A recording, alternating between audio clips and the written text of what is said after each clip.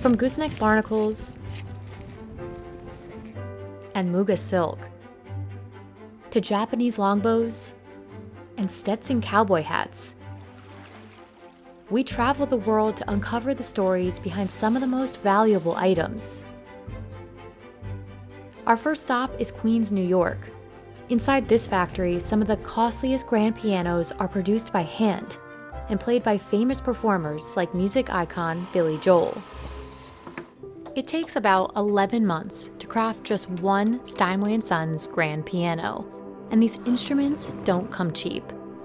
A Model D concert piano in ebony, the most affordable finish of any Steinway piano, will cost you about $187,000. But that's nowhere near how high prices can reach. Steinway has produced two of the most expensive pianos in the world, worth over $2 million each. The next most expensive piano is half the price, at $1.2 million. But with several other premium pianos on the market, is there something about Steinway's sound that stands out? And is that what makes these pianos so expensive? Named the Rolls-Royce of pianos by the BBC, Steinway has produced some of the most sought-after grand pianos for over 160 years.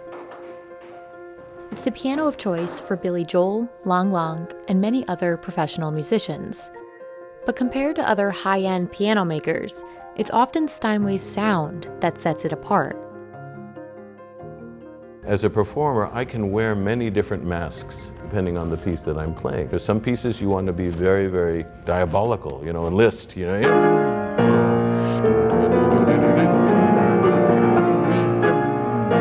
And at the same time, lightness. Creating that sound starts here in New York, at one of only 2 Steinway factories in the world. Each grand piano is 5 to 9 feet long and weighs between 540 and 990 pounds. Often, the bigger the piano, the pricier it will be. About 85% of a Steinway piano is made of wood, and one of the most crucial woods is used for the soundboard. The soundboard is the life of the instrument, the soul of the instrument. This is Alaskan Sitka spruce. This is the most expensive wood that we have in the piano, and we actually get it from the trees primarily that are on the shady side, the north-facing side of these islands. So they grow very little each year, and that means that we have growth rings that are very close together, not spaced apart. Sitka spruce is used in other stringed instruments like guitars, and it grows in a few areas in the northwest US. But more than 50% of the Alaskan Sitka spruce they source won't meet Steinway standards. The wood must have a very specific grain density and direction, both which can impact the quality of sound. Steinway looks for closely packed, straight grains, no more than plus or minus 15 degrees off a 90-degree vertical grain. There's a reason it's so strict about this. It's partly why, when you press a key on a Steinway piano, you hear a distinctly long, sustained tone. The soundboard's edge must attach perfectly to the piano's rim, the curved wooden frame of the instrument. The full rim is made up of an inner and outer rim. Some piano makers attach each of these pieces separately, but at Steinway, a team of artisans bends both together. Steinway says this method gives the piano a stronger foundation, lowering the chances it will break. Steinway uses hard rock maple for both the inner and outer rims. The key here is to use wood that will, again, allow sound to flow freely. Some companies, as an example, will have hard rock maple for the outside rim, but the inside rim, to save money, they'll use something like Luan. Luan is not as dense and hard as hard rock maple. And when you have your sound waves in that soundboard, some of them are being absorbed a little bit by that Luan, more than they would be by hard rock maple. The consistent touch of the keys is another valuable element unique to each Steinway piano. There are just 2 artisans in the entire factory trusted with weighing off all 88 keys of every keyboard. This ensures each key is balanced, so a pianist won't have to use more force to press one key over another. I used to dream about the pianos chasing me. Now it's not a problem. It's up to they the boss. I listen, I pay attention to what it wants. That's the key to it, is pay attention and watch that hammer. That's the key to it. Each key is connected to a felt hammer. When pressed, the hammer strikes the strings to create sound. A key shouldn't respond to the finger's touch too quickly or too slowly. So when I go to check the return, it stays. You see the hesitation? It's no good. That means it'll stay up in the piano. You see how fast that one is? That's too fast. So I take this one away. Then I put this one back, and it wants the small one. You see? So I put the small one. You see how nice it is? And that tells me what it wants. So that shows you the difference. Everyone is different. One of the most difficult jobs is the final tone inspection. The goal is to create a balanced tone throughout the piano by slightly adjusting the hammers as needed. From note to note, we can soften or harden these mallets, or hammers as we call them, and balance the sound that they generate into the string. The quality of a piano's tone is incredibly nuanced, something only an experienced ear can decipher.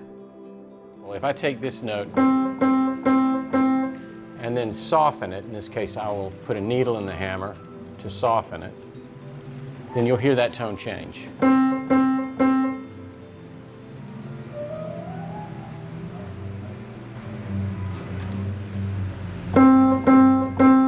Becomes a little bit smaller. And in increments, small steps, I can go through and find the notes that are too big, too bright, and step them down. Well, I'm 58, and I started when I was 28, so that's 30 years and counting. I'm still learning how to do this. It never stops. Like the ways you can customize a Rolls-Royce car, you can do similarly with a Steinway piano. Depending on special editions, veneers, and wood finishes, prices for a single piece can reach $500,000, like these pianos designed for Steinway by Lenny Kravitz. In the piano vault underneath the factory, Steinway houses one of the most expensive pianos it's ever produced, worth $2.5 million. On average, the price of a new Steinway piano increases about 4% every year. This is partly because the cost of Alaskan Sitka spruce increases at a higher rate than inflation, according to Steinway. And while the new pieces get more expensive, old ones become more valuable too. A Steinway piano can last several decades with the required touch-ups and restorations. A 1965 Steinway Model D piano is worth over $98,000 today. That's more than 13 times what it likely sold for. And although there are several elements that greatly impact the price, it's the musician who ultimately decides what the piano is worth to them. Do you recognize this photo? What about these? They were all taken with a Hasselblad camera. It's a name every photographer knows. But if you wanted to buy this Hasselblad camera, you'd need over $30,000. And that doesn't even include the lens. So why would anyone pay so much for a camera? And what makes Hasselblads so expensive? To understand why people love Hasselblad cameras, it helps to look at this image. If you zoom way in, you can see incredible detail. The photos are fantastic, but it's a little more complicated than that. Hasselblad has been making cameras for 80 years, but they weren't always this expensive. In 1948, Hasselblad's first consumer camera cost around $500, or about $5,900 today. And, adjusted for inflation, its film cameras from the 70s cost around $5,300. But when the company transitioned to digital, the price exploded. In 2004, Hasselblad's first digital camera sold for around $24,000.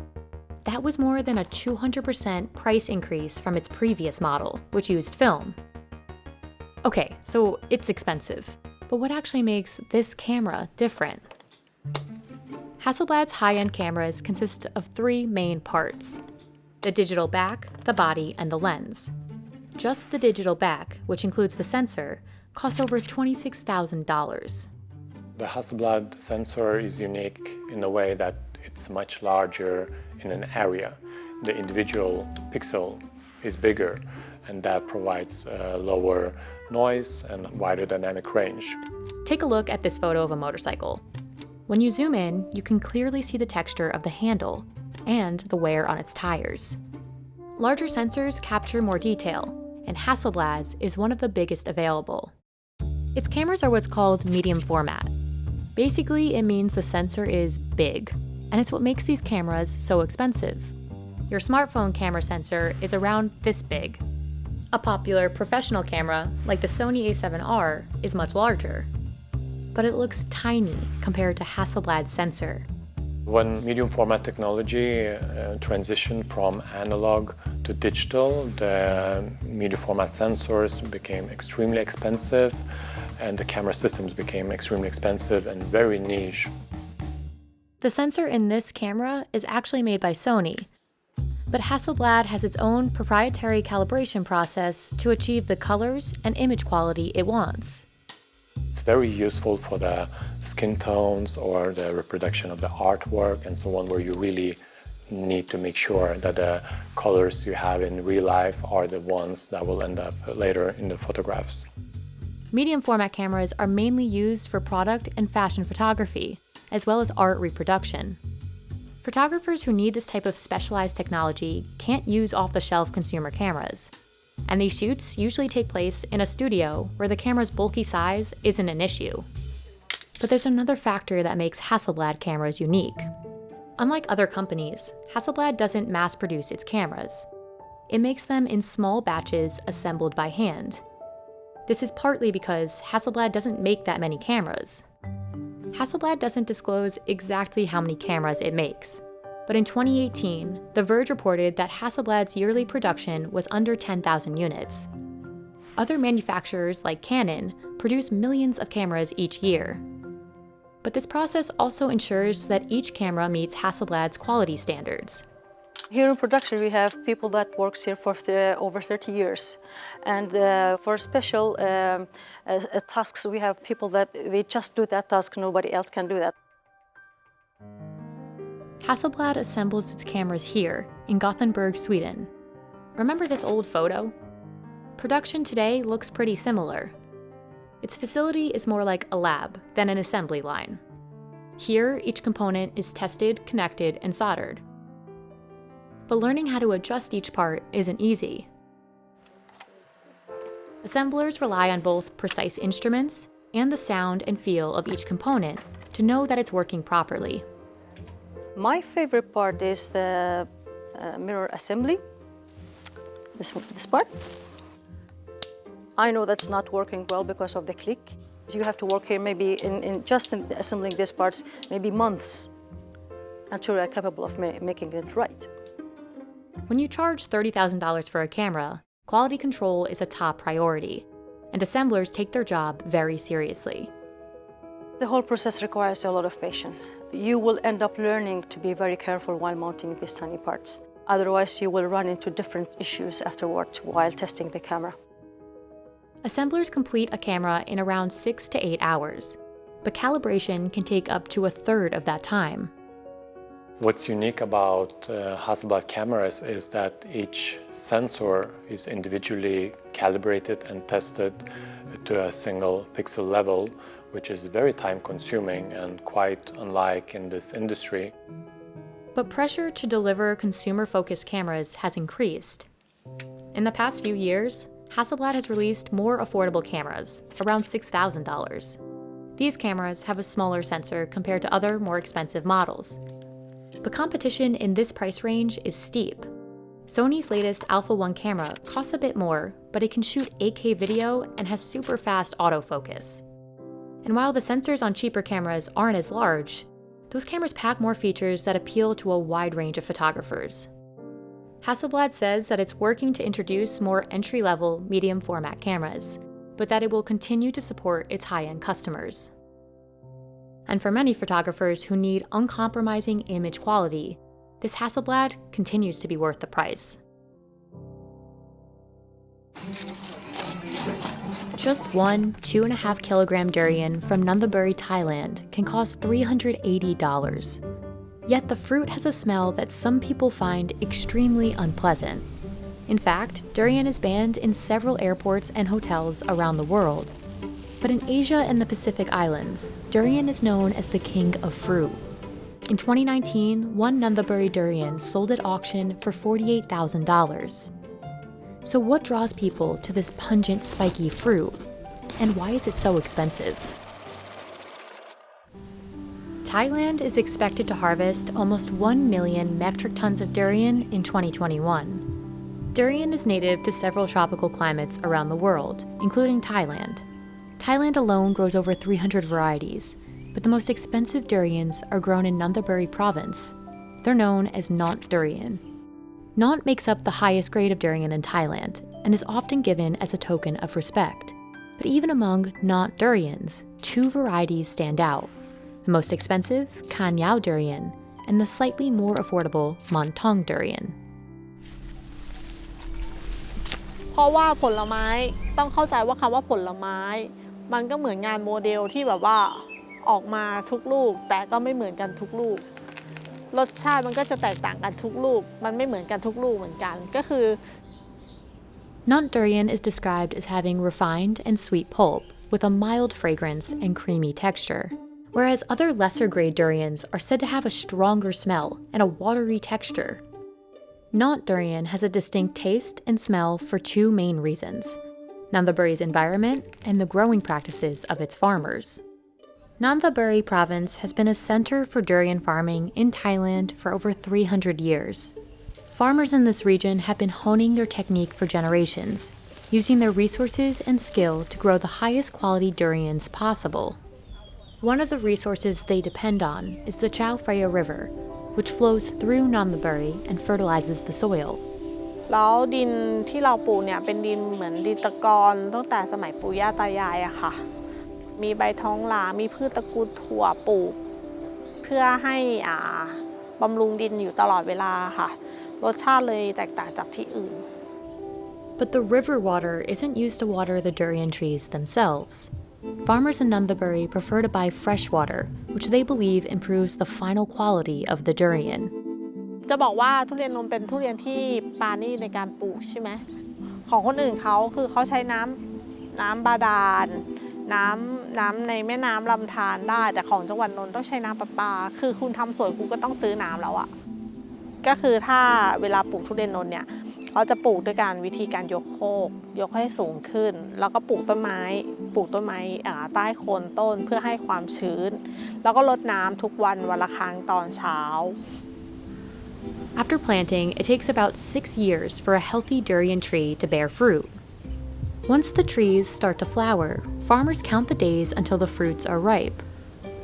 Depending on the breed, this can span 90 to 150 days. But it's not only the time and labor that make Nont durian so pricey. The costs to provide this kind of care add up. Just the water costs about $2,200 per year.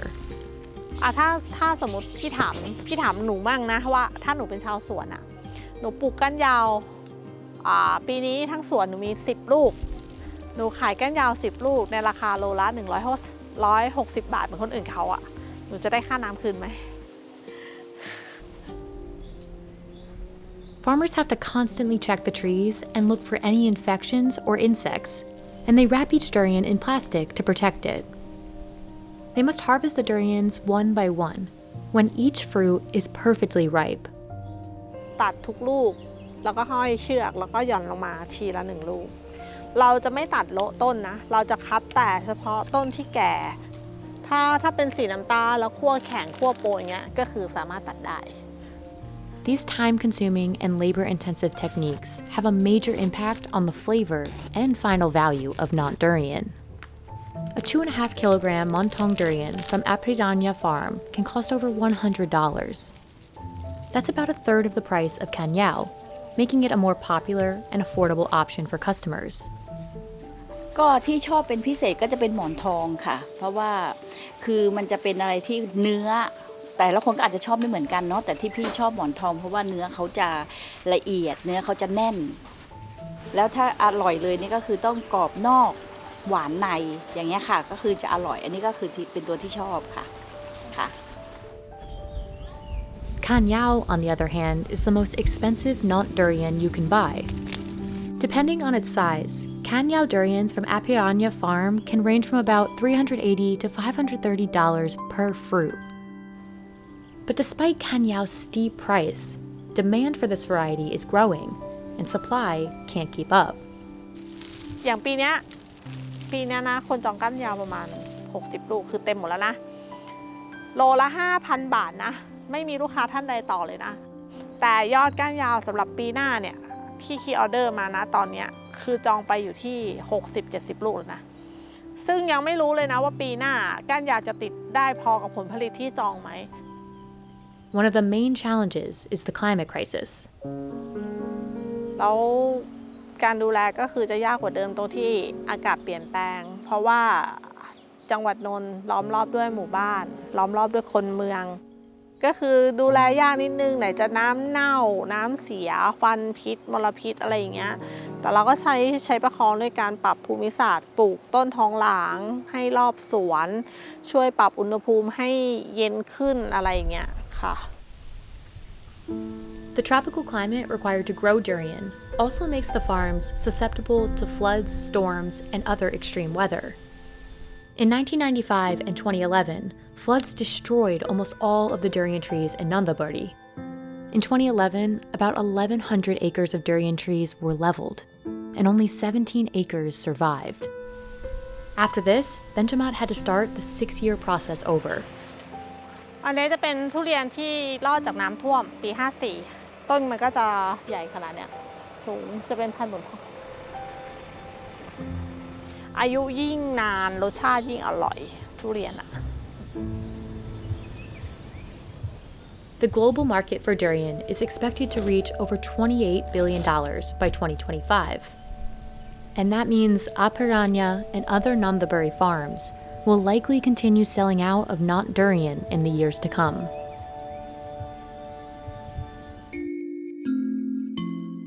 The first thing you notice about Japanese ruby Roman grapes is their size.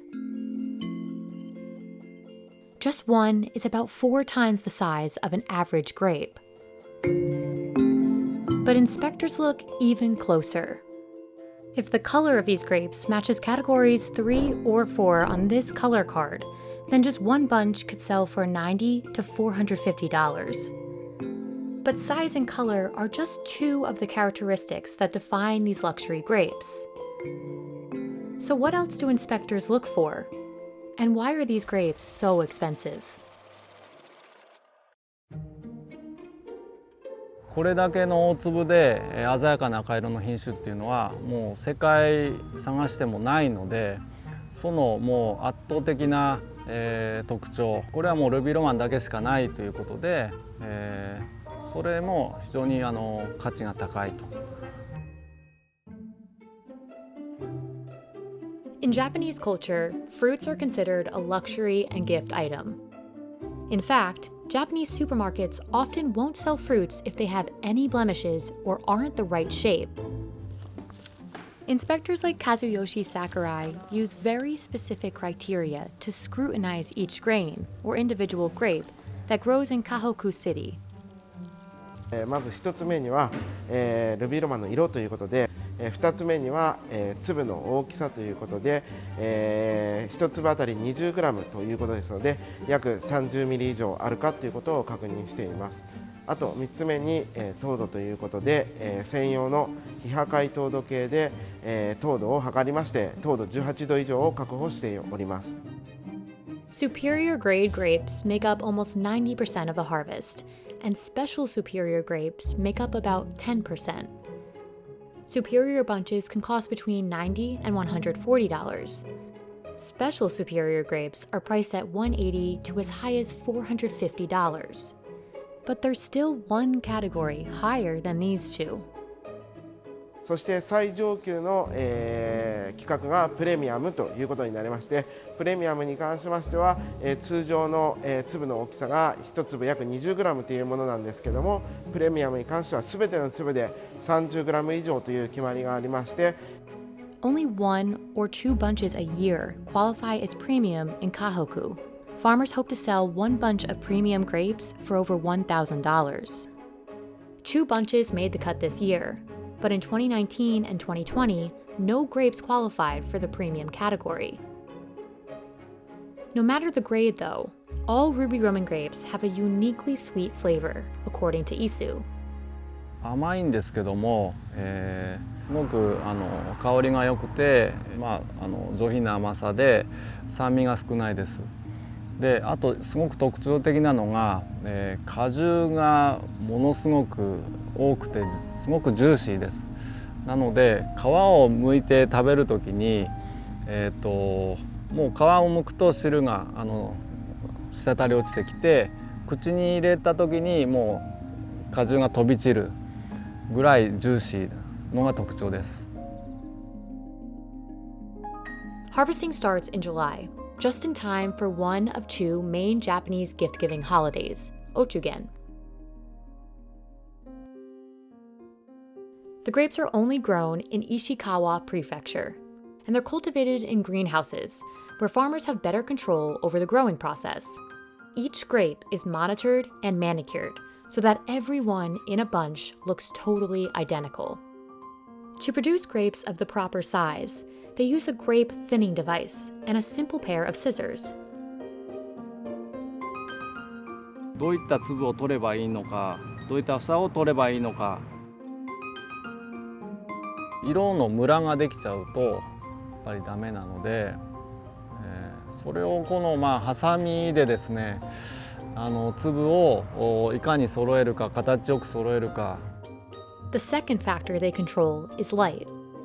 房にある程度光が当たらないと、色が進まないので、明るさの管理というものも、すごく、他の品種以上に意識します。One way to control light is by adding or removing leaves near the vines. To confirm that enough light is getting into the greenhouse, farmers use a different tool. 明るさを、スマートフォンで、カメラでですね、かざすとですね、その空の割合が、瞬時に数値化されて、Using a program they developed with a private IT company, farmers can then identify how much light they need to add or subtract. この辺りの房の周囲だいぶ暗いので、まず枝葉を、かき分けてですね、房の周囲に光を入れるように光環境を改善します。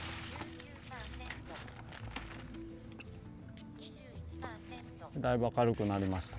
The final, complicated element for Ruby Roman grape farmers is temperature. で、猛暑の年も多いんですけども、ハウス内がですね、やはりもう30度超えてすごく暑いと、綺麗な赤色にならずですね、色が白っぽく色が進まない。They open the sides and ceilings of the greenhouse to keep it as cool and ventilated as possible. And still, not all the Ruby Roman grapes farmers grow will be up to standard, which is why supply is consistently limited. In 2020, only 25,000 Ruby Roman bunches were up for sale. That's a tiny fraction of the total number of grapes that were for sale in Japan, which was about 163,000 metric tons in 2020. It wasn't until 2008 that the first Ruby Roman grapes went up for sale. The effort to create them started in 1995, when local grape farmers and Ishikawa's Agricultural Research Center came together to develop a new breed of large red grape.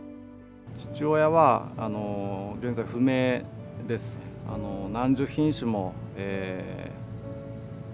品種がいろいろありまして、そこに赤色の品種、青色の品種いろいろ、混在していたわけですけども、そこの品種のからですね花粉が飛んで、偶然その交配してですね実ができたといったことで、非常にそこはラッキーだったなと、いろいろ植わってなかったら、ルビーロマンが生まれてなかったということになります。What they ended up with is the most expensive grape in the world. So expensive that in 2020, one bunch of these grapes sold at auction for $12,000. That's about $400 per grape. If a single hair is out of place on a high-end calligraphy brush, it must be removed. This intense attention to detail is part of why these brushes can cost over $1,000. You can find a beginner brush for less than $15, but for handmade brushes custom designed for a master calligrapher, artisans spend months turning raw hair into a perfect brush tip. But what makes these brushes unique? And why are they so expensive? Calligraphy is a respected art form in Japan and has been practiced for centuries. But today, there aren't many skilled brush makers left. Yoshiyuki Hata is a third-generation brush maker and has been making calligraphy brushes since he was a teenager. この筆がね、1本作るのに20年かかって、私が50から作り始めて、今70でちょうど完成したんです。His family's workshop in Kawajiri focuses on what they call no-compromise craftsmanship. Each brush tip is handmade by a single artisan. But making these brushes isn't easy. この線が出したい線それに合う筆を作ることですね。For a master calligrapher like Daiso Kaneko, small differences in a brush's hardness or ink retention can drastically affect the lines it can produce. 表現したいと思った時にこの微妙な5ミリの差とか長さの差とか本当に少しの硬さ柔らかさやそれから毛のバネの強さとかいろんなことが筆っていうのは一本一本違うので。The dozens of steps involved in brush making start with selecting the hair. Different types of hair have a big impact on the price of a brush. Yoshiyuki's specialty is one of the priciest, goat hair.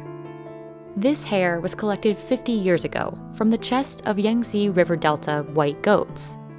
Hair from this specific breed of goat is classified as type 3 hair, based on its size, luster, and elasticity. It's a highly sought-after hair for brush making because it's soft yet durable and retains ink well. 初心者いうか学童さんが使うのはやっぱり硬い筆、馬、タヌキ。だんだん柔らかいのは今の羊毛筆なんかは腕が上級者じゃないと使えないんで。But today, this type of hair is hard to find in large quantities and can cost thousands of dollars per kilogram. Selecting high-quality hair is done entirely by eye, and it's one of the hardest skills for a new brush maker to learn. 原毛用の言ったら色、艶、耐久性、あと見てこれは10年20年持たないないうなけはそこで一本一本こう夜時に抜いていくんですよね。But this long process is just beginning. Once the hairs are chosen, they're boiled and combed to remove any fluff. This process separates straight, long hairs, which are ideal for brush making. One of the most time-consuming steps is aligning all of these hairs. This delicate work is key to making a uniform brush, but it's largely based on experience and instinct. とにかく自分の目と手でこうやって揃えた分が完成形なんよね、先揃えの。Throughout the process, brush makers patiently remove any imperfect or damaged hairs. そうですね、無駄毛あんだけ取ったらもう毛がなくなるんじゃないか言われるんですが、それもこれだけ出るいうんを頭に置いて設計をするからあれだけ取って取らないと書くのに割れたりとかいい線が出ないからね。もう、まあ、筆作りを始めたのがやはり工房が遊び場だったんで、ちっちゃい頃からそれはね200パターンぐらいは頭の中にあるんですよね、設計図が。まあやっぱし目と手と勘ですよね。At this stage, Yoshiyuki's vision for a brush starts to take shape. After trimming, he wets the hair and combines different bundles to create a brush that is dense and durable. Then he dips the hair in funori, an adhesive liquid made from seaweed, to hold the hairs together. あと書道家の先生だから出丈が1ミリ2ミリ0コマ何ミリ言われるから、それに工程でも手を抜いたらその筆は僕はダメじゃもし思いますね。魂が入っとらんから。The finished brush tip is almost unrecognizable from the raw hair. But the precise work isn't over yet. Once the hair dries, Yoshiyuki ties up the ends and burns each one with a hot iron, binding the hairs together. Any mistake here could ruin a month of work. Finally, it's time to assemble the brush. Like the brush tip, each handle is custom made. 軸はやはり軸屋さんいて、これは奈良の私たちみたいな親子でやってる職人さんが、太さが皆先生によって手の筆圧大きさが違う。This time-consuming process, along with the materials used, means these brushes can cost 100 times more than a mass-produced brush. The price varies based on the size and type of brush. A larger brush requires more hair, which naturally increases the price. Hata Bunshindo brushes often cost around $1,300, but some brushes can cost a lot more.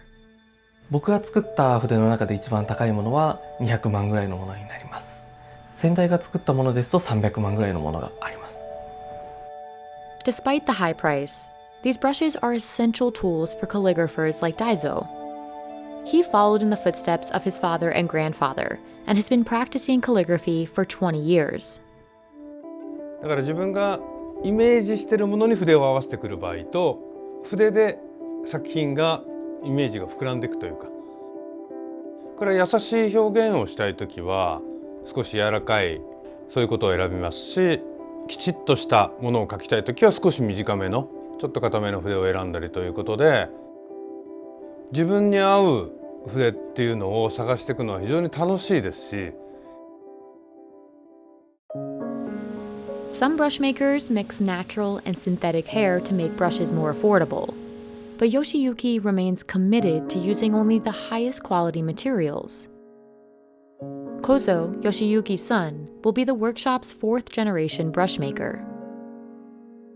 やはり父も職人であんまり言葉を通して伝えるっていうことはしないしできない人間なので、自分が見て学ぶ、それから作っていったものの結果がいいものになれば父はうなる、よし、それ悪ければもうただひたすら違う。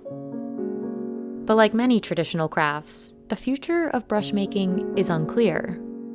Demand for handmade brushes is in decline. Some brush makers have started selling makeup brushes to bring in new customers. But the main concern for Yoshiyuki and his family is the lack of raw materials. 5代目がこれから出てくるのか、それからその人がやるときにいい原料が果たしてあるのかっていうものが一番懸念してますね。筆業界全体が作る人が減ってきたり、書道業界の人口も減っているので、やはり下火にはなるんですが、それは常にずっとこれから僕が職人人生の中で課題にあると思います。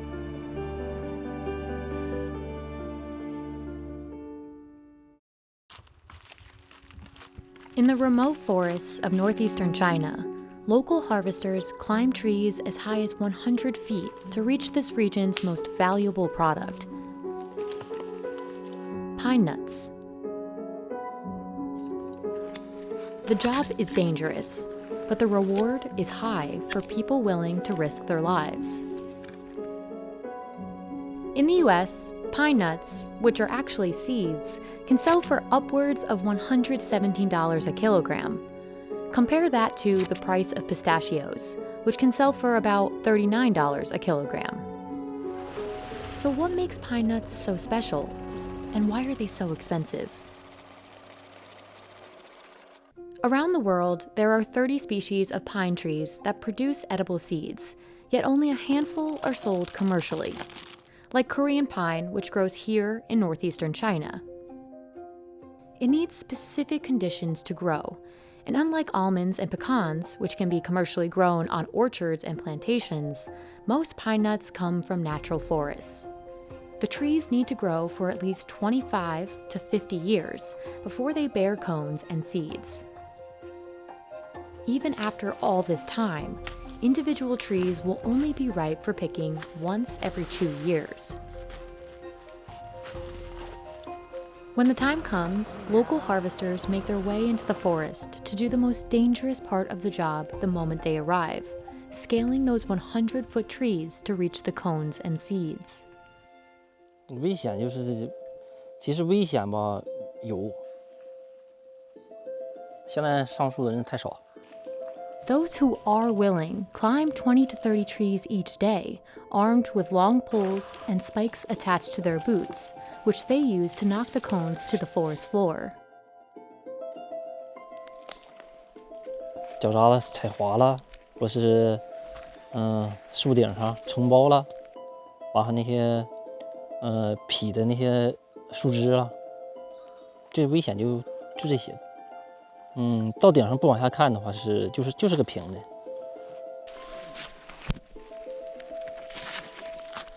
Because of the risk, and because this job can't be done by machines, processors must also pay for accident insurance. It costs about 900 yuan, or $139 per worker each month. And insurance costs get even more expensive for harvesting companies when paying for workers by the day. 现在 爬树上山摘松塔的人工，原先我们雇一台车去拉才500块钱，现在是800。人工最早的从300、400，现在涨到已经900了，最高峰的时候。Another unpredictable element of harvesting pine nuts is just how much time harvesters have to collect the pine cones each season. For example, the Korean pine season typically starts on September 1st and can last as long as 2 months or be as short as 20 days. This brief window of time means laborers have to collect as many cones as possible into their large burlap sacks. On average, they can fill 4 to 6 bags a day, with a single sack often weighing as much as 142 pounds. They get paid by processors in 2 ways. First, they earn a day rate, which is around $123 a day. And second, they get paid by how much they harvest. As of September 2021, a processor will pay $720 for 4 full bags of cones.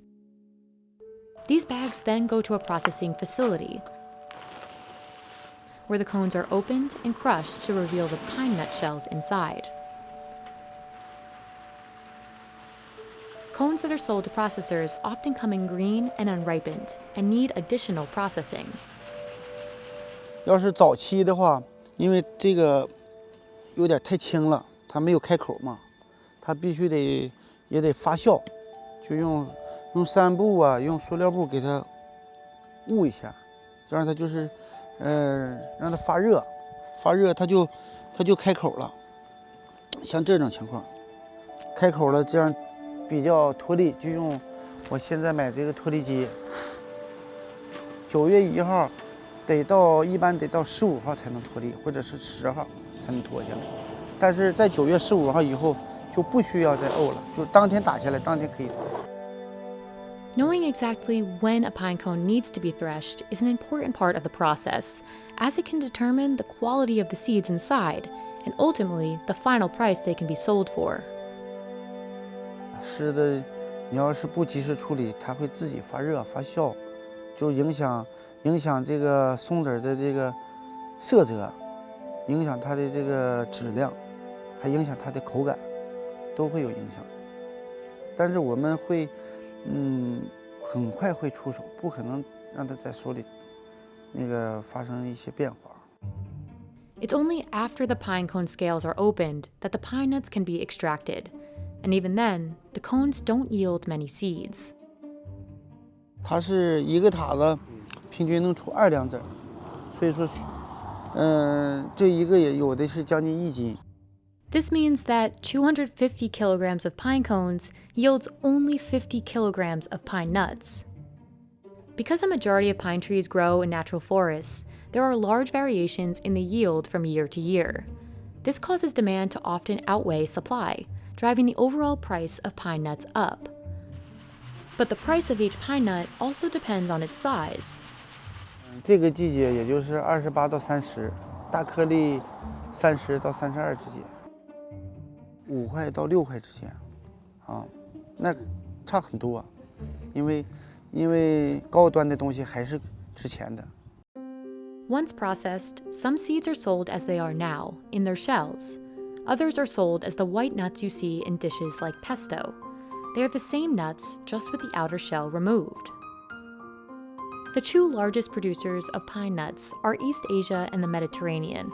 Korean pine, which is the most common species to grow in China, makes up 59% of the world's global supply. By 2025, the pine nut market is expected to grow by $332 million. And with a growing demand for foods like pesto and hummus, it's likely that the price you pay for pine nuts will only continue to rise. Green cardamom is one of the most expensive spices in the world. Just 1 kilogram of it can sell for $90. But getting that little bit of green cardamom requires a lot of work. Harvesters need to collect 6 kilograms of these small raw pods by hand to produce just 1 kilogram of the spice. So why is it so hard to grow green cardamom? And is that what makes it so expensive? Known as the queen of spices, cardamom comes from small oval-shaped fruits called pods, which contain several black seeds inside. Those seeds are what give green cardamom its uniquely citrusy, sweet flavor and aroma. The green cardamom plant grows in select regions around the world, but it especially thrives in India's Idukki district, where Raja's family has grown the spice for 30 years. After cardamom is planted, farmers must wait 3 years for the plants to mature. When that waiting period is finally over, workers have most of the year, from July to next February, to harvest. While that's a long harvesting period, not all of the pods can be harvested at the same time. And knowing precisely when to harvest is a job for highly skilled workers. அந்த நம்ம வந்து தோட்டத்தை பார்த்துக்கிட்டே இருந்து பழுக்கிற சமயம் பார்த்து எடுத்துடணும். எடுக்காமல் விட்டாலும் வேஸ்ட் ஆகிரும். முன்னாடி எடுத்தாலும் பிஞ்சாகி அது மார்க்கெட்டில் விலை போகாது, அது வாட வராது. அது வந்து எல்லாமே அது பறிக்க முடியாது. அந்த பழம் பறிக்க தெரிஞ்ச பெண்கள் வந்து அதை வந்து தொட்ட உடனே அப்படி அந்த முன்னாடி 5 காய் இருக்கும், 5 காயில் வந்து 2 காய் எடுத்துருவாங்க. ஒன்று பழம் கருங்காய், தொட்ட உடனே வந்தோடனே பழம், ரெண்டாவது வந்து கொஞ்சம் கஷ்டமாக வந்தால் கருங்காய். To do the job right, harvesters train for 6 months alongside experienced farmers. This is when they learn to decipher a ripe fruit that can be picked versus a raw pod that is not yet ready to harvest. அந்த காய் எடுத்தோன்னே இப்போ பழம்னு அது வந்து பழுத்து தெரியாது. In the end, the plant doesn't yield much. Farmers harvest a maximum of 10 pods on average from each plant. That number of pods produces only about 1.5 teaspoons of ground cardamom. But harvesting is just the beginning. Only after the pods are dried will they look like the green cardamom sold in stores. You can buy cardamom pods, just the black seeds, or ground cardamom, which are the seeds in powdered form. All of the pods head to a separate location to dry for about 18 hours, within a day or so after harvesting. Any delay will cause the pods to decay and lose flavor. Drying also preserves the spice's green color, a factor that directly impacts how valuable a pod will be and what it will be used for. ஆனால் காய் காற்றோட ஆவியோடு சேர்ந்தது இது வெளியே போயிட்டே இருக்கணும் அப்போ தான் நல்ல கலர் கிடைக்கும். From here, the pods are cleaned and sorted. Workers use their hands to push and separate the smaller, lower quality pods through the holes. Each pod is then graded based on its size, weight, and color. Highly valued pods are bigger, greener, and full of seeds. Out of all the cardamom Raja harvests, the majority won't be worth very much. In fact, only a sixth will qualify as good quality, marketable cardamom. இந்த ஏலக்காய் வந்து first quality 8 வருவட்டுன்னு சொல்லுவாங்க. 8 mm. இது வந்து Exo quality நல்லாயிருக்கும் பார்க்குறதுக்கு. இது வந்து விதைகள் அதிகமாக இருக்கும். இது வந்து 1600 ரூபா இன்னைக்கு cost. Some exported whole grain cardamom pods from other producers can be even costlier, retailing for over 4 times the price at $90 per kilogram. The company's lowest grade costs 900 Indian rupees, or about $12 per kilogram, and can be sold as ground cardamom.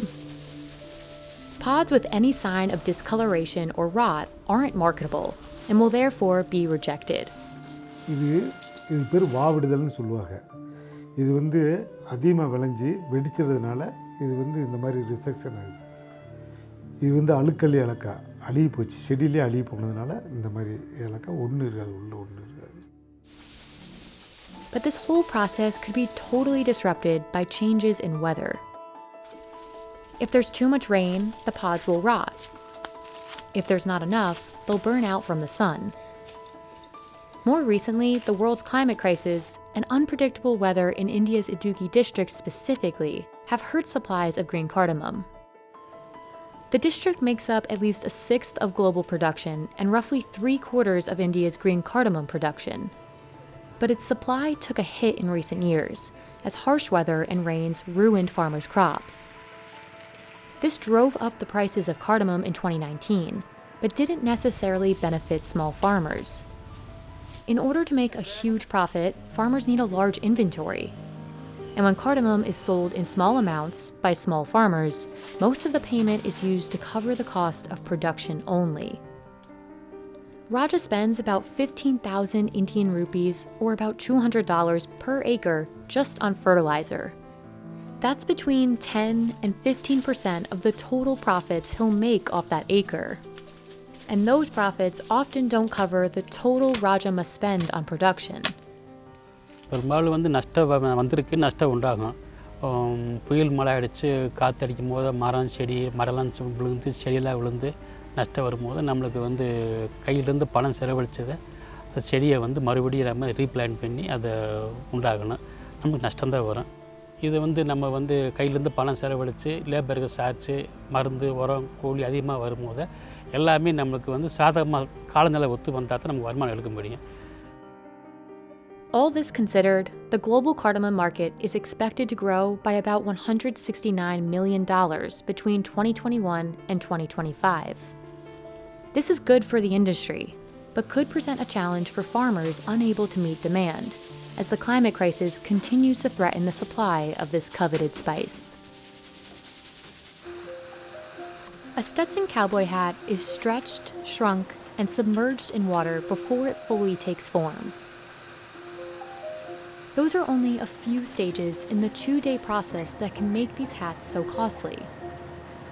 You won't find the popular Skyline style for less than $245 on Stetson's website. That's little compared to this one, which will set you back $5,000. But it's not just how these hats are made. Stetson is one of the few hat brands that have reached icon status. So what made Stetson so iconic? And is that why these hats are so expensive?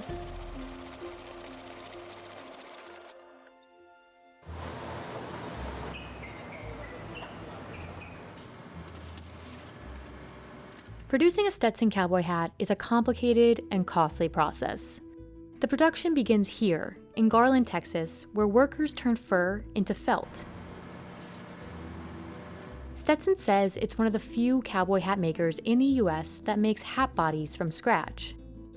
This means it buys its own raw fur pelts and processes them into felt, compared to some other companies that buy pre-made hat bodies with the fur already blended. Fur is the biggest indicator of quality, and therefore has the biggest impact on price. In the fur room, Stetson stores fur from Portugal, New Jersey, Belgium, and Ukraine. Okay, this is some of our natural beaver. Of course, this is the finer beaver hats are made out of natural beaver. Very tight fur, very durable fur, good for all the weather, rain, nice feel. This kind of fur isn't cheap. Just 1 pound of beaver fur can cost $125, and chinchilla fur can cost 4 times the price. Now consider that Stetson only produces about 2 hats per pound of fur. After the different furs are mixed together, the blend goes through a blower, which separates long hair from down. Stetson uses down fur because it produces a stronger felt. The machines in the factory are crucial, but the job couldn't be done without trained workers. The company employs more than 200 workers at 2 factories to guide the hats through each stage, another element that ultimately impacts the price. About 100 sets of hands touch every single one of our hats as of right now. Workers pass the felt through several stages of shrinking until the proper hat size is reached. Later, during the tipping stage, a worker helps create the crown by stretching and pulling the hat. Then, as an employee turns the felt, brass fingers of another machine push the bottom out to form the brim. One of the last stages of producing the hat body happens here at the forming machine, where the hat is submerged in hot water.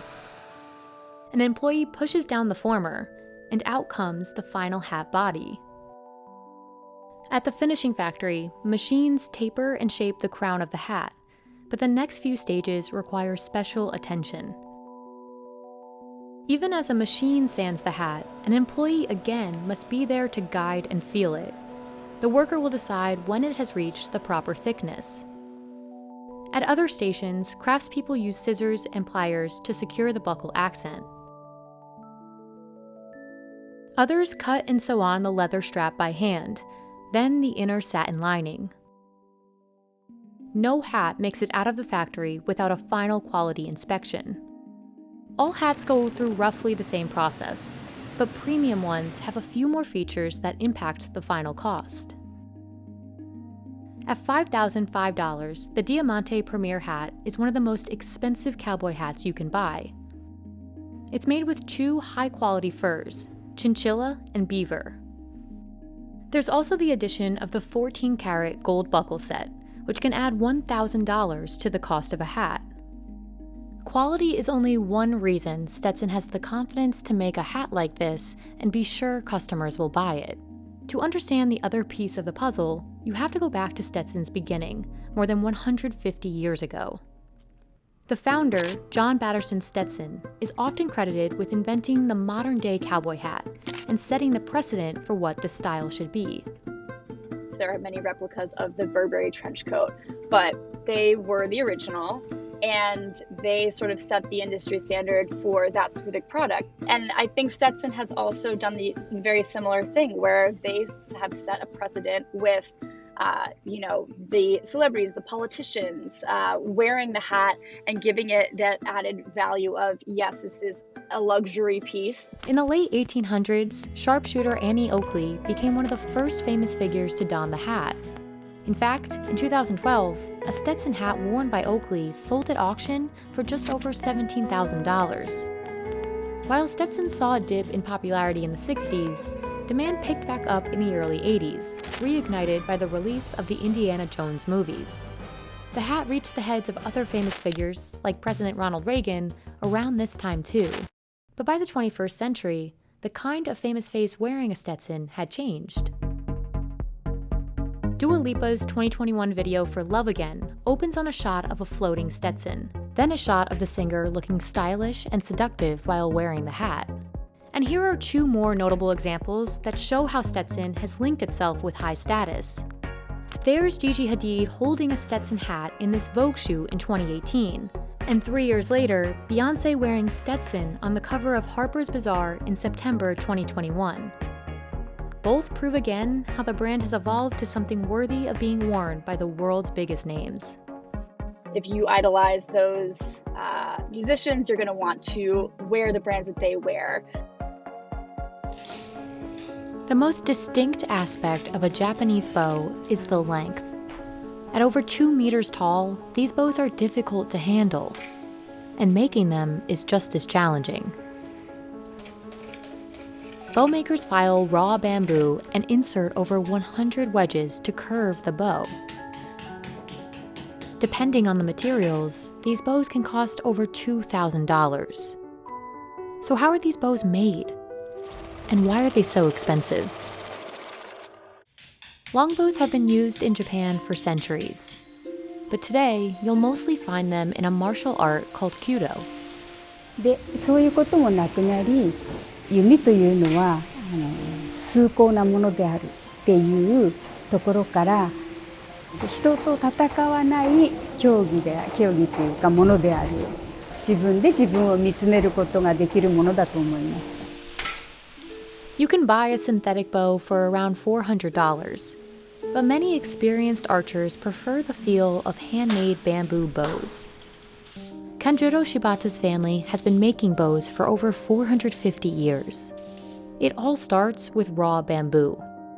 Kanjuro tries to obtain most of his bamboo locally, from around Kyoto, but it has to dry for 3 years before it's ready to be used. Kanjuro shaves the dried bamboo down to a thickness of 4 to 5 millimeters. This is one of the most physically demanding parts of the process because the bamboo is dense and fibrous. マダ系を使います。加工しにくい。だから弓を作る人間には非常に弓や中瀬でありますけども。A Japanese bow consists of 3 main layers: 2 pieces of bamboo and an inner core called nakauchi. The nakauchi is made out of laminated bamboo and wax tree wood, and it's much harder than the bamboo on the outside. でその柔軟性に飛ぶ材料だけで弓を作りますとよく曲がることは曲がるんですけども元へ戻る力がすごく弱いんです。で柔軟性にかける材料と柔軟性に富んだ材料を合わせてそれぞれの長所を生かすためにこういうふうに竹とその木を合わせて作るのが日本の弓なんです。Kanjuro glues filed bamboo on either side of the nakauchi to form the bow. For some bows, he uses a natural glue called nibe, which is harder to work with, making the final product more expensive than the bows that use synthetic glue. But the hardest part is bending this straight bamboo into the shape of a bow. Kanjuro winds rope around the bamboo and inserts over 100 wedges while bending curves into the bow. Because of the bow's length, this process is extremely tedious. But it must be done quickly before the glue dries. Thanks to decades of practice, it takes Kanjuro around 10 to 15 minutes. つつことによって、この竹2枚と中落ちという部材3つがぐっとこう締まって、圧着できます。その時点でだいたい弓の良し悪しは決まってしまいます。Despite the importance of this step, Kanjuro only shapes his bows by eye. でそれは別に型を当てて全部ここの曲がる R はこれだけっていうのは決まってなくて全部自分とやっぱり頭の中で描いたものをこうしようこうしようっていう描いたものを全部手に伝えてやっていきますんで今縄を巻いてくさびを打っていたくさびを打って作る形っていうのは弓の自分が作りたい弓の形の反対側の曲線を描かさせるわけ。弓の強さと反発力を高めるような仕事。After the glue dries, Kanjuro removes the wedges and bends the bow into its final shape. 見た目は華奢に見えるんですけども使ってみると手強くて強いだけじゃなくてなんていうかなキレがいいとか反発力が強いとか弓の性能というのはやっぱり軽くてその割に強くてキレがある。使ってて気持ちがいい。Kenjodo's bows cost anywhere from $900 to around $2,200, depending on the materials used. But bows made for display can cost a lot more. 弓一針で値段の一番高いものといえばやっぱり60万70万という意味ありますね。弓の値段としては、漆を塗ったりいろいろ加色すればキリがないんですけども。His family's clients include everyone from local Kyudo practitioners to the imperial family. But Kenjodo wants his bows to be accessible to more people. As long as it doesn't affect the final quality, he tries to make the process as efficient as he can. 僕職人って呼ばれるのは好きじゃないんです。なんていうか技術者でありたいと思う。クラフトマンシップってありますよね。私そういう精神量はあんまり好きじゃないんです。この杭一本作るにしても昔だとこれノコギリでゴリゴリこうやって一本の長さにしてたんですけども、今そんなことしません。電動のノコギリ使ったりするとものの1秒もかからんうちにこの長さに切れていきます。でもノコギリで切るとかなり時間かかります。で時間かかってこういうもの作っていくとどうなるかいうと最終的には時間がかかりすぎて自分が作ったものが価格が跳ね上がっていろんな人に特定の人にしか使ってもらえないようなものになってしまうんですね。私がそれが嫌なんで。Despite the high price, using a well-made bow that feels good is essential for archers. で、自分が弓を買う時の求めて買う時の基準はやはり引き味、しなやかさとかそういう体にマッチしてくるでそういう感じを弾いてみて選んでます。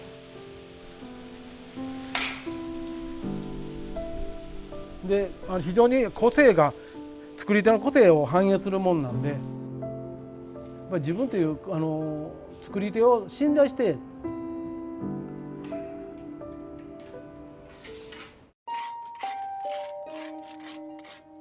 If you look closely, you'll see these farmers are scraping more than just the bark of this tree.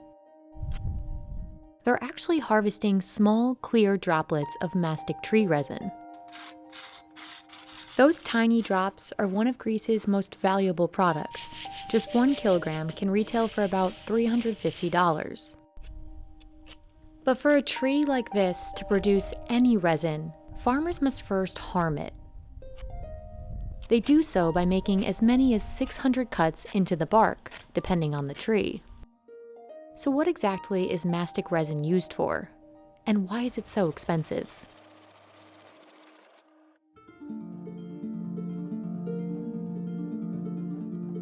Mastic, or mastiha as it's most commonly called, has been produced in Chios, Greece for centuries.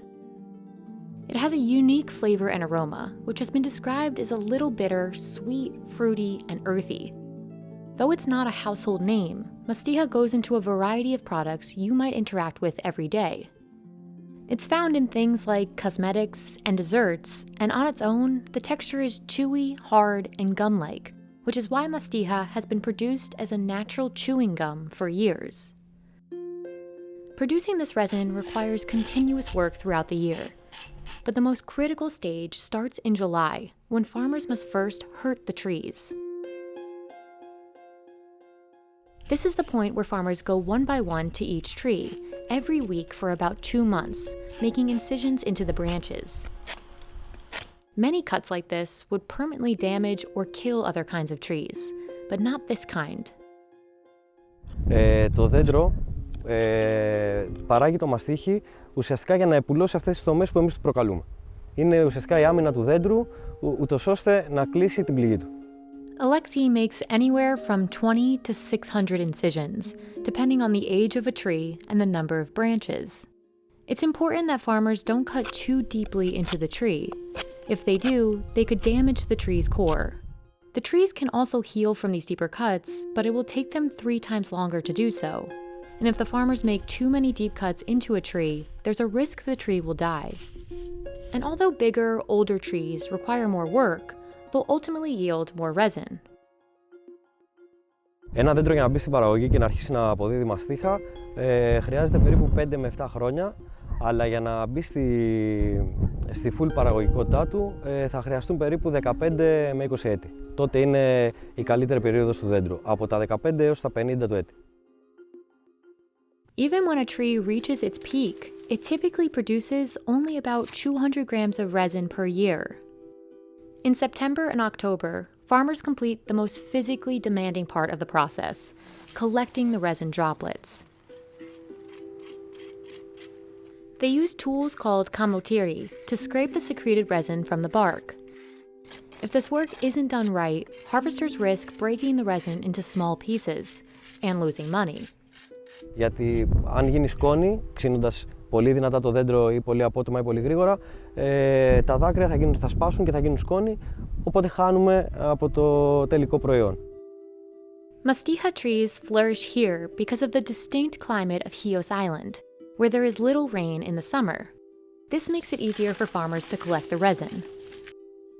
In fact, people have tried unsuccessfully to plant mastiha-producing trees in places like Italy.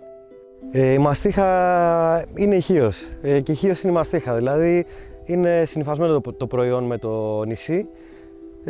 Καλλιεργείται από τα αρχαιοελληνικά χρόνια, έχει κάνει τη Χίο διάσημη σε όλο τον κόσμο. Producers collect each droplet from the ground and sieve it to separate the clear drops from the soil.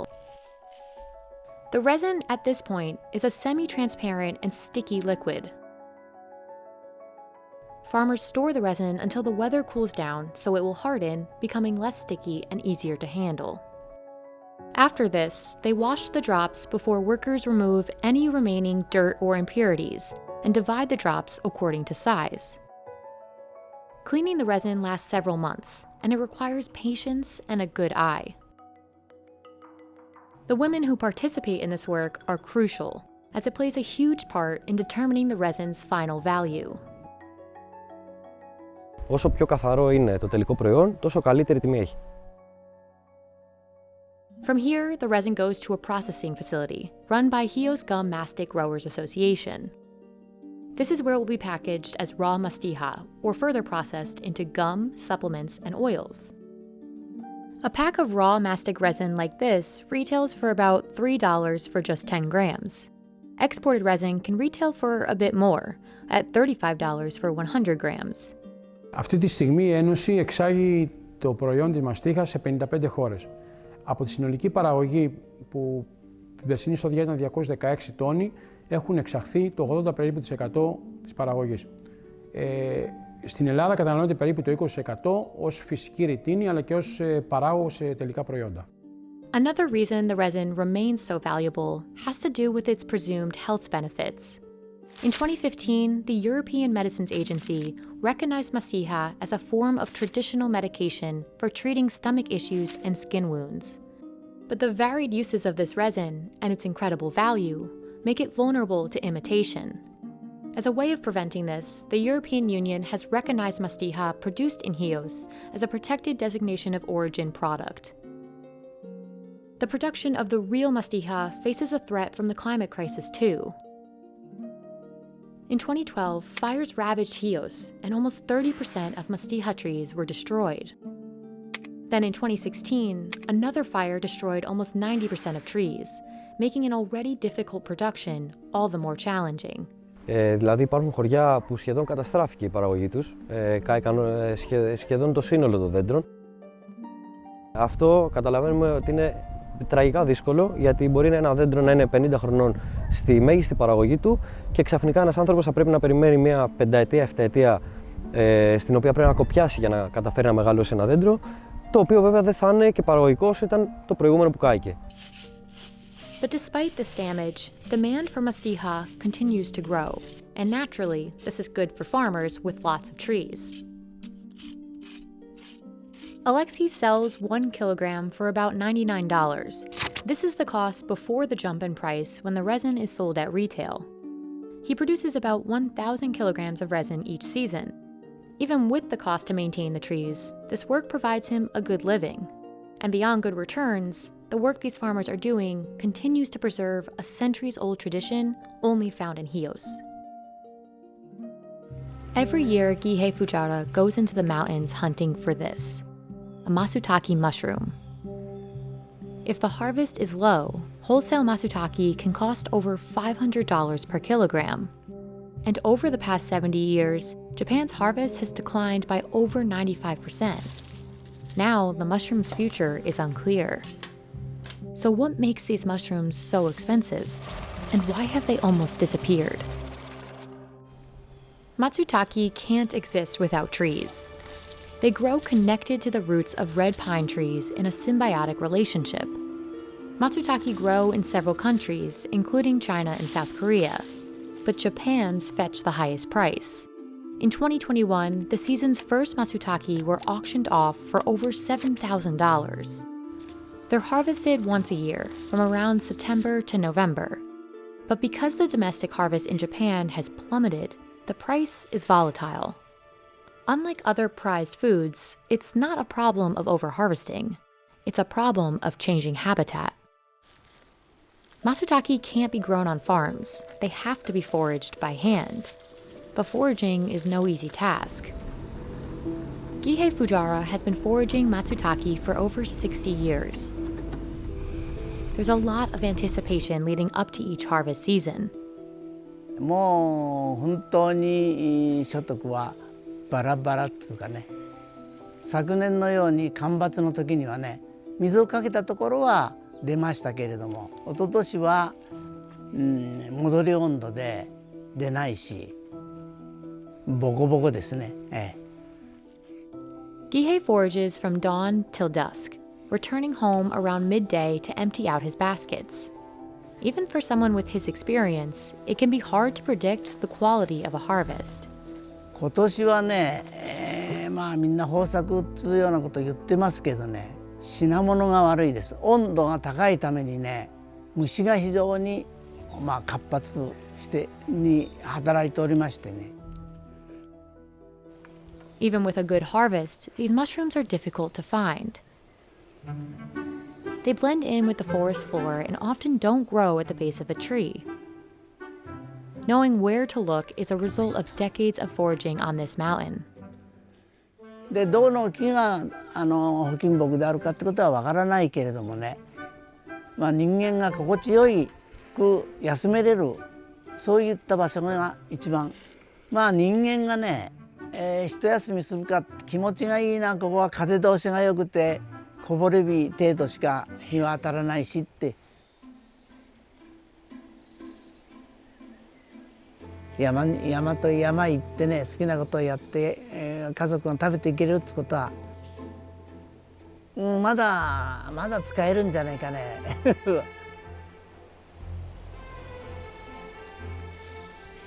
It's exhausting work. But today Gihei is rewarded, filling several baskets each trip. But his work isn't over when the harvest ends. In the off-season, Gihei goes back to the mountain and tries to cultivate Matsutake.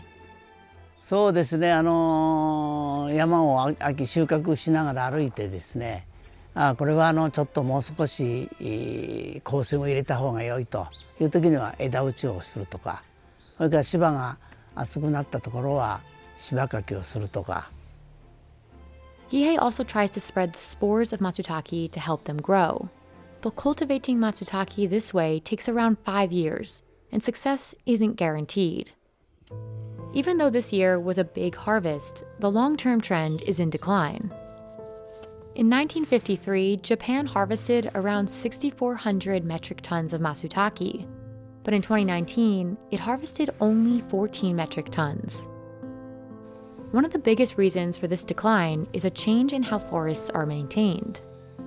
山へ上がって手を入れる人もなくなっちゃった。薪を大体焚かなくなっちゃった。ね、昔はもう薪を焚いてたから、もう非常に山を大事にしてたわけ。ところが今薪なんてものは必要ない。山のね、落ち葉を全部集めてきたもんで、山は自然に痩せちゃったんですよね。でそこで松茸がどんどんと増えて。Matsutake also grows best with red pine trees that are a few decades old. But over the past century, an invasive pest called pinewood nematode has been hurting the growth of red pine trees throughout Japan. Without the trees, Matsutake won't be able to survive. The mushrooms also need ample rainfall and cool temperatures early in the season. All of these factors create a delicate balance for Matsutake. Harvests vary widely each year, which causes big changes in price. In 2018, prices were 20 to 50% lower than the year before because of a good harvest. But in 2019, when there was a period of dry weather, prices almost doubled, reaching over $800 per kilogram in some parts of Japan. 不作の時にはもう想像もつかないような値段で売られてるね。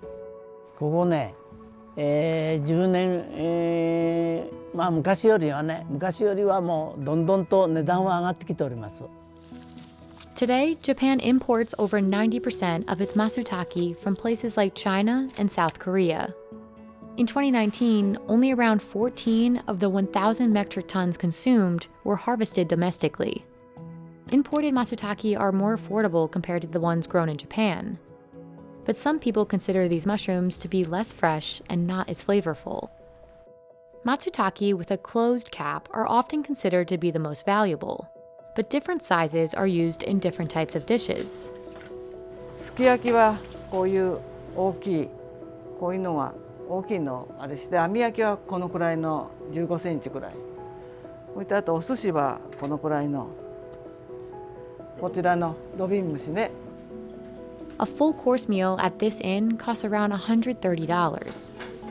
やっぱりこうそんなたくさんね食べれるものじゃないから1年に1回ぐらいこうやって贅沢をしてこのシーズンにね食べるのが一つまあ私たちとしたら楽しい思い出作りになるかなっていうそんな感じですね。日本人にとって松茸というのは秋に贅沢ですけど皆さんが一度でもいいから食べたい。Due to the declining harvests, Matsutake mushrooms were listed as vulnerable in 2020. But the species isn't gone yet. 松を大事にして山を手入れをして松茸のこの分あんまり日が当たったじゃいけないけれどもこぼれ日が入るぐらい。But if its growth and environment aren't sustained, this legendary mushroom likely won't get cheaper anytime soon. Stevie Dennis is harvesting a cluster of gooseneck barnacles, one of the most expensive seafoods in the world. Just 1 pound can cost over $100 in Spain and Portugal, where the barnacles are considered a delicacy. That's about 7 times the price of some Maine lobster. But getting your hands on these barnacles is harder than it seems. The job comes with serious risks, and even the possibility of death.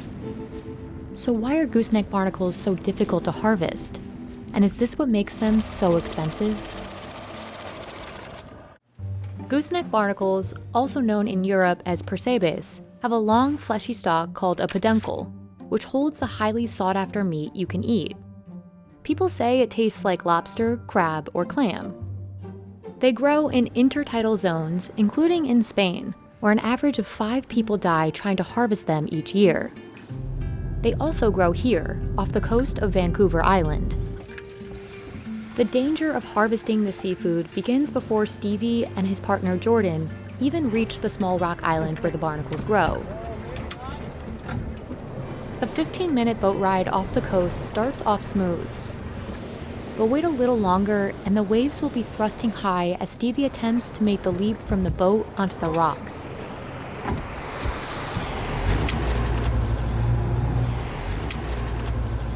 Stevie's only able to harvest at low tide, when he can access the rocks. He can harvest only as long as the tide will allow him, which is just a few hours a day. Outside of this limited window, the barnacles are covered by water and too dangerous to harvest.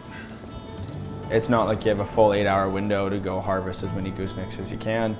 You have this very short window and you're gonna try and capitalize on that. It's essential for Stevie to do the job fast, but carefully. He harvests while constantly checking the tide.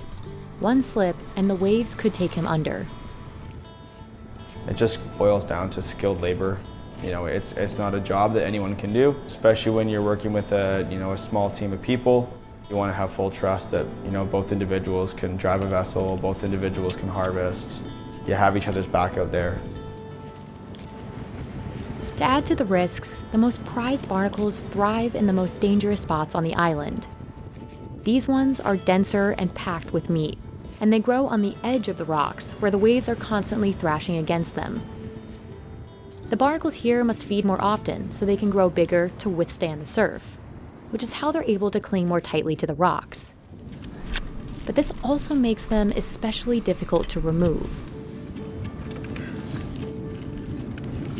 Stevie uses a leaf spring tool to pry out clumps of gooseneck barnacles. My uncle gave it to me. He used to harvest goosenecks. At times, he uses his hands to pull them out one by one. While worrying about his own safety, Stevie must also be careful with how he harvests the barnacles. Harvesters try to avoid taking or harming other organisms attached to the barnacles, and they take extra care not to damage the gooseneck barnacle itself, since slicing through it will automatically lower its value. Marketable barnacles will have a hard white plate at the end that's about 15 to 30 millimeters long. The peduncle should be between 20 and 80 millimeters. At each harvest site in Vancouver, less than 10% of the barnacles will be considered marketable. You want some with length, you know? It's like, picture a forest. The further you go in and find where the trees are a little bit more protected, the top of the tree is where you're gonna find the branches, and they're gonna have long trunks. So that's the meat that you eat. As plentiful as this rock island looks, there's a limit to how many barnacles Stevie can take. Once fishers harvest 7.5% of the marketable gooseneck barnacles from a rock, that rock will be closed for 6 months to prevent overharvesting. After Stevie and Jordan return, they transport the barnacles to local restaurants. In Vancouver, they're delivered fresh, since the barnacles degrade rapidly. And if frozen, they'll lose much of their texture and flavor when thawed, making them less valuable. Say for salmon, you can serve fresh salmon and then you can freeze it and then you can smoke it, and you can push the longevity of that product months. Goosenecks aren't like that. They're nice and fat. Yeah, that's what I was looking for. The barnacles are graded on an A, B, and C scale, based on how much meat they hold. Your A's are going to be aesthetically quite pleasing, very full, and then the firmness of meat. Grades aside, 1.5 to 2 pounds of gooseneck barnacles will typically only yield just over half a pound of meat. I want to prepare them as cleanly as possible, which means you can taste all of the flavor that's inside. And for me, it tastes like the ocean. That looks like the head of a dinosaur, doesn't it? With the eye and I always call them dinosaur toes. In Vancouver, gooseneck barnacles have long been a traditional source of food for the members of the Nuu-chah-nulth First Nations. Today, Stevie hopes to sell gooseneck barnacles for $20 a pound. That's about $6 more than the cost per pound of hard-shell lobster. But in places like Spain and Portugal, percebes are considered a delicacy, which is why they can cost even more, sometimes over $100 per pound. Prices are especially high in the summer and around the holidays, when the people there eat percebes most often. As gooseneck barnacles pop up in more high-end restaurants in Canada and the US, the demand could grow in that region of the world. But for now, the value of this crustacean is clear enough to the locals in Vancouver. People will say, what does it taste like? Is it like a crab, like a shrimp, like a lobster? I guess. Maybe you could say that, but I look forward to the day when we say, oh, the crab and the lobster is a little bit like a gooseneck barnacle.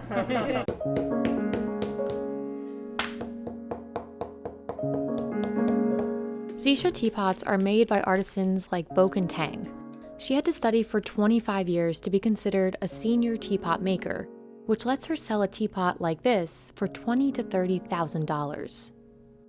因为你要真正就是流程，像这个，你总快像我手里来，也要到8天到10天的，是吧？But before tang ever touches the clay, the process starts with a unique raw material that's disappearing. So what does it take to make a Zisha teapot? And why are they so expensive? Zisha teapots were one of the first teapots ever made, dating back to 10th century China. They're named after the rare clay that is made from 350 million-year-old Zisha ore. The ore can only be found in Dingshuzhen, primarily in Huanglang Mountain. It's near the city of Yixing, which is known as China's ceramics capital. Zisha teapot experts have been using the same process for over 600 years. The ore is powdered, then folded, and worked in a way to create small pockets that promote airflow in 2 directions throughout the pot. This is known as dual porosity, and Zisha teapot makers and customers say this oxygen flow can intensify the flavor of tea, just like with a finely aerated wine. It's one of a few of Zisha's special properties believed to enhance the taste of the tea. Scientific analysis shows that the mineral composition of Zisha allows the temperatures to fluctuate less when these pots are put to heat. Fewer fluctuations means the flavor of the tea is more likely to be preserved. Making Zisha teapots is a painstaking process. Each step is done by hand. 等于就是光一个嘴巴，就是做了一个嘴巴，可能1天也做不好。 Artists first smash the prepared Zisha clay into very thin layers with a wooden mallet. It can take a year to learn how to do this correctly. For a round teapot, the largest slice is formed into a tube on a revolving round plate. Boken will then pat the body using a thin wooden tool, beating the clay into the desired shape. For more intricate teapots, makers scratch patterns onto the hardened clay and attach extra decor, all of which can increase the final value. Zisha teapots are typically small and hold just a cup of water, so they don't require much clay. But getting that little bit of clay isn't simple or affordable. The limited supply of Zisha ore boosts the cost of the raw material. To protect the resource, China's government has banned mining in Huanglang. 05年，宜兴黄龙山封矿之后，原矿的紫砂料涨了将近上百倍，然后每一年还在往上走，因为矿料是不可再生资源。Boken uses clay her family has reserved since the 90s. That's also the decade she officially began making these teapots. To achieve her senior title, Boken needed 25 years of experience, at least 5 gold awards for her creations, and to pass a rigorous test. 这把壶是我考工日，高级工日试的时候还是什么的。晚上回来，他是在检查的，每一步他都有人来监考，他每一步都是在拍照的。一般考3天，做3天，3天我们是很累了。The next level for Boken to achieve, which is also the highest, is the title of Master Craftsman. This requires at least 30 years of experience. Why? Because customers aren't paying for just the finite raw material, but also for a high level of artistry. 就是这个老师他的一个市场的知名度和市场的流通的认可度，也会影响到紫砂的价值。就是说，它可能单纯从工艺品的一个角度来说，它的料的价值就已经存在了。那第二的话，它如果再跳到艺术的一个高度来讲的话，它的这个料的，它的这个壶的价值溢价就会更高。所以说，这也是造就了为什么紫砂壶。For tea enthusiasts, buying a senior or master Zisha teapot is like buying functional art. Functional in that it's made for a great tea drinking experience, and like art because drinkers appreciate the delicate work and skill required to make it.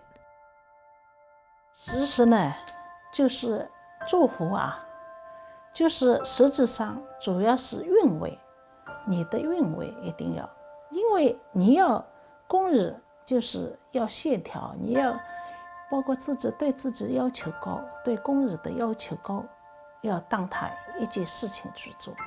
你就是每一把壶的嘴巴搭配你的声筒，你是日行的，或者是就是你感觉你就是一开你的嘴巴，你不可能这个壶那么大，嘴那么小，或者是这个把，你这个把都有规定。A telltale sign of just how well a teapot is crafted is how liquid pours from the neck. The tea should pour out splatter-free from a well-made Zisha teapot. In the end, it's the importance tea making and tea drinking have in China that makes such expensive teapots worth what customers pay. 就比如说我看中了这一件作品，我把它收回去，这就是我和它之间的一个缘分。中国人讲这个是缘分，眼缘。 Hong Daesik has stumbled upon something truly rare. 이게 엄청 좋은 삶이거든. It's a ginseng root that grew naturally in the wild, and it will sell for tens of thousands of dollars. 이게 얼마라고 해? 2천만 원이 넘는다고 이게. 최소한 2천만 원 받아. But most other classes of ginseng won't sell for anywhere near this much. So what makes this root so special? And why is wild ginseng so expensive? Ginseng is one of the most popular herbs in the world, but there's a wide range for what it'll cost you. On average, a single ginseng root found growing naturally in the wild in South Korea can cost thousands of dollars, depending on its age. Farmed ginseng, on the other hand, could only cost about $25 for 10 roots in South Korea. The third category is in the middle. It's called wild simulated ginseng, and it can cost hundreds to thousands of dollars. For 28 years, Hong Daesik has been growing and harvesting wild simulated ginseng in the mountains around Sancheong, South Korea. Wild ginseng used to grow here naturally, but demand for the herb has led to overharvesting, making it incredibly rare to find today, which is why harvesters have moved to growing the similar-looking but less expensive wild simulated variety. In order to harvest wild simulated ginseng, Daesik has to plant seeds. But growing this type of ginseng may not be worth the hassle. In fact, 90% of the wild simulated plants Daesik grows won't survive. 근데 가랭이라서 100개를 심었다 치면은 한 30년 되면은 10개 미만이야. This is partly due to the plant's need for ample shade and its sensitivity to high temperatures, overhumidity, and disease. When grown in forests, ginseng is also vulnerable to hungry animals. 이걸 샴을 이 씨앗을 보니까 두더지가 많아. 지하고 산지 두더지가 다 파머리 다니면서 여기다 두더지 굴이 있을 거야. 방금 이제 파니까 있더라고. 여기 있잖아. 여기 굴이. After 8 years, Daesik can begin harvesting the ginseng he's planted. Harvesting these roots requires special attention and care. Daesik must dig around the root, being careful not to damage any part of it.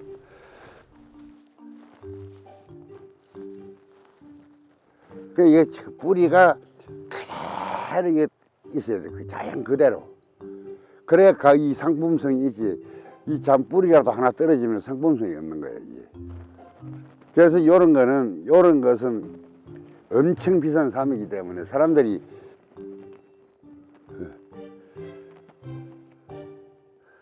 Roots that grow in forests are often much smaller, knobbier, and have more growth scars. Similar to trees, growth scars on ginseng can be used to determine its age. And the more scars, the higher the price. 보통 산에서 키우는 사람들은 한 8년 이상 키우면은 이제 출하를 하거든요.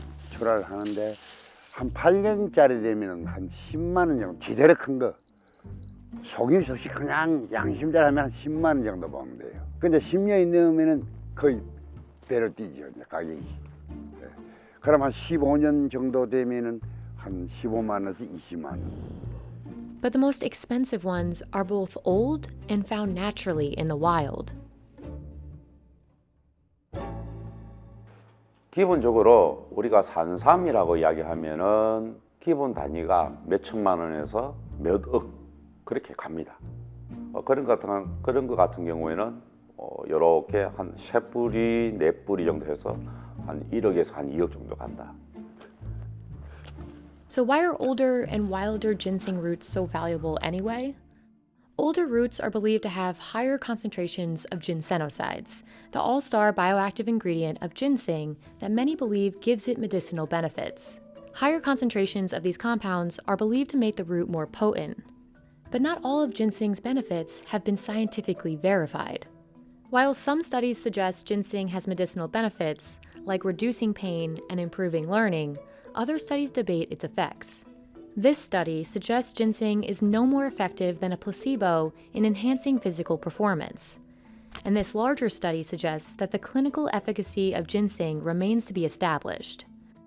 Once harvested, ginseng spoils quickly at room temperature, so fresh roots are typically consumed immediately, brewed in tea, or preserved in liquors. Because of its short shelf life, a majority of the ginseng products you'll find in stores are sold in liquid, dried, or powdered forms. Since 2011, wild simulated ginseng has been listed as a special forest product in South Korea, with everything from cultivation to distribution controlled by the Korean government. And like other labeling certifications, wild simulated products in Korea need to pass inspections to guarantee their quality and authenticity.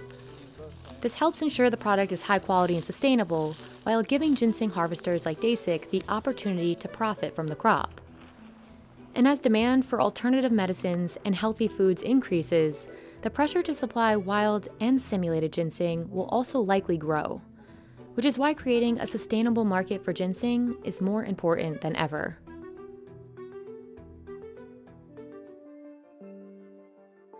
To make Muga silk, laborers must unwind a Muga caterpillar's cocoon into a single long, seamless thread. And to make just one sari, about 1,000 cocoons need to be unraveled. A sari made of Muga silk can cost up to $6,500, thousands more than other saris. But the caterpillars needed to make the cocoons, also called Muga seeds, might be in danger of disappearing.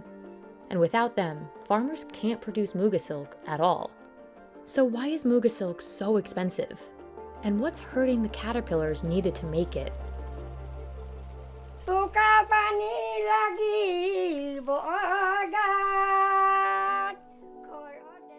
Muga can only be made in the Assam region of India.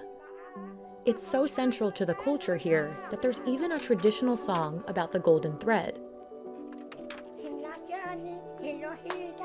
Muga silk is unique because of its naturally lustrous gold color. It can last up to 100 years, and it's said to offer protection by absorbing 85% of harmful UV rays. But these properties also make it more expensive, and the labor and expenses required to make Muga silk bump the price even further. Farmers has to collect the seed cocoons with a very high price from different parts of the northeast Assam. This is because of the unavailability of Muga seeds, number one. And number two, a huge number of manual labor has to be put in for conducting the rearing of Muga. পখিলা ফুটুৱাই খৰি পৰা সূৰ্য উদয় হোৱাৰ পৰা সূৰ্য অস্ত যোৱালৈকে তেওঁলোকে এই কৃষি কাৰ্যত নিমজ্জিত থাকে। They pick a male and female moth to mate and tie the female to the korika, a stick with a hook made of thatch grass or twine. This is where the female will lay its eggs. Rearers then transfer the korika to a sam tree, the host plant for Muga worms. Here, tiny ash-colored larvae known as chai Muga hatch and begin to feed on the leaves. But the larvae are vulnerable at this stage, so farmers need to keep a watchful eye to ensure they can form the cocoons needed to make Muga silk. They shoot clay pellets into the fields to keep potential predators at bay and protect the larvae. After 1 or 2 months, they can collect the mature caterpillars. And the mature caterpillars are collected by the farmers at night, and they put the mature caterpillars into some jalis for cocooning. Here, the caterpillars rest and weave their cocoons for 3 days, until they fully empty the silk glands and enter pupation. Not all cocoons are used for silk. Some are stored in the sakori pera, a bamboo box for keeping cocoons and moths so farmers can continue breeding Muga worms. the hatched cocoons are used for rougher fabrics, such as winter clothes and blankets. But the most expensive Muga fabrics come from unhatched cocoons. That's because the silk in these cocoons isn't torn and can be unraveled into a continuous thread. Besides being limited in which cocoons they can use, weavers also need a lot of them. For weavers who buy cocoons, this doesn't come cheap. তেতিয়াহ'লে আমাৰ শিপিনীসকলৰ সম্পূৰ্ণ লোকচান হোৱা নাই জানো 15 চনত যেটো আজি 21 চনতো এই এখন কাপোৰৰ দাম একেটাই হৈ আছে কিন্তু যেটো মুগাৰ আমি কঠিয়াটো কিনিছো কিন্তু সেই দামটো 50% বাঢ়ি গ'ল To produce 1 kilogram of Muga yarn, Monica needs 5,000 cocoons, which is enough for about 5 saris. And that 1 kilogram could take her a week, because to make the yarn, she needs to reel the golden thread, a process that demands special care. Traditionally, the Assamese add dried banana peel or paddy thatch ash to the mixture, which degums the cocoon and gives the thread a better sheen. And when it comes to Muga, the shinier the silk, the more valuable it will be. 2 people then use a pangoi to carefully reel the long Muga silk threads in a continuous motion. Reelers gently pull from several cocoons and join the thin strings together to make one thicker thread. They must make sure each thread has a consistent thickness, or the yarn won't be as valuable. Finally, the reelers load the Muga silk yarn onto bamboo looms, where Assamese women weave it into the desired fabric. Some of the most intricate saris made from regular silk can cost $250 in India, but the same design on a Muga silk fabric can kick the price up into the thousands.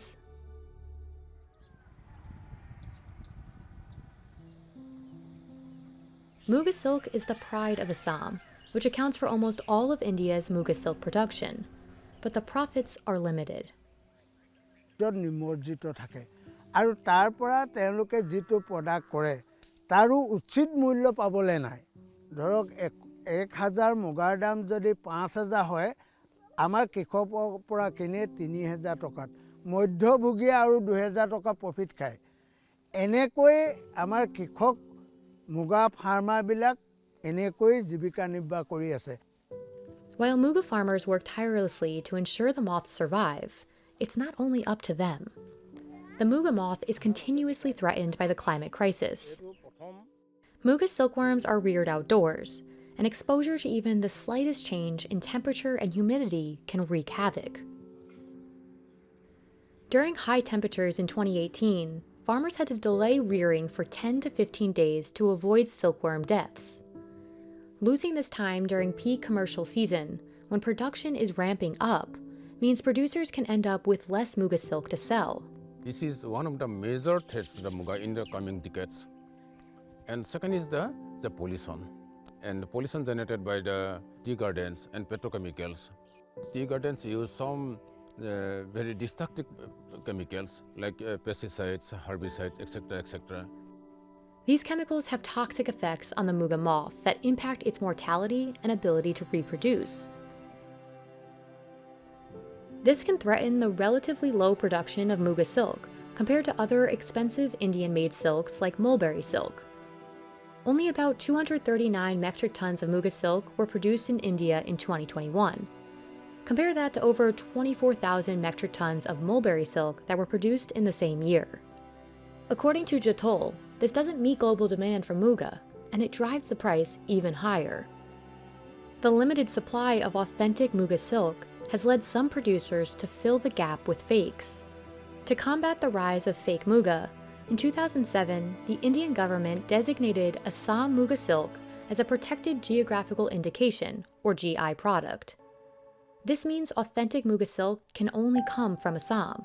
But Jatol doesn't believe it's done much to help Assam's Muga silk production. Because in my calculation, Muga silkworm is under the extinction dip.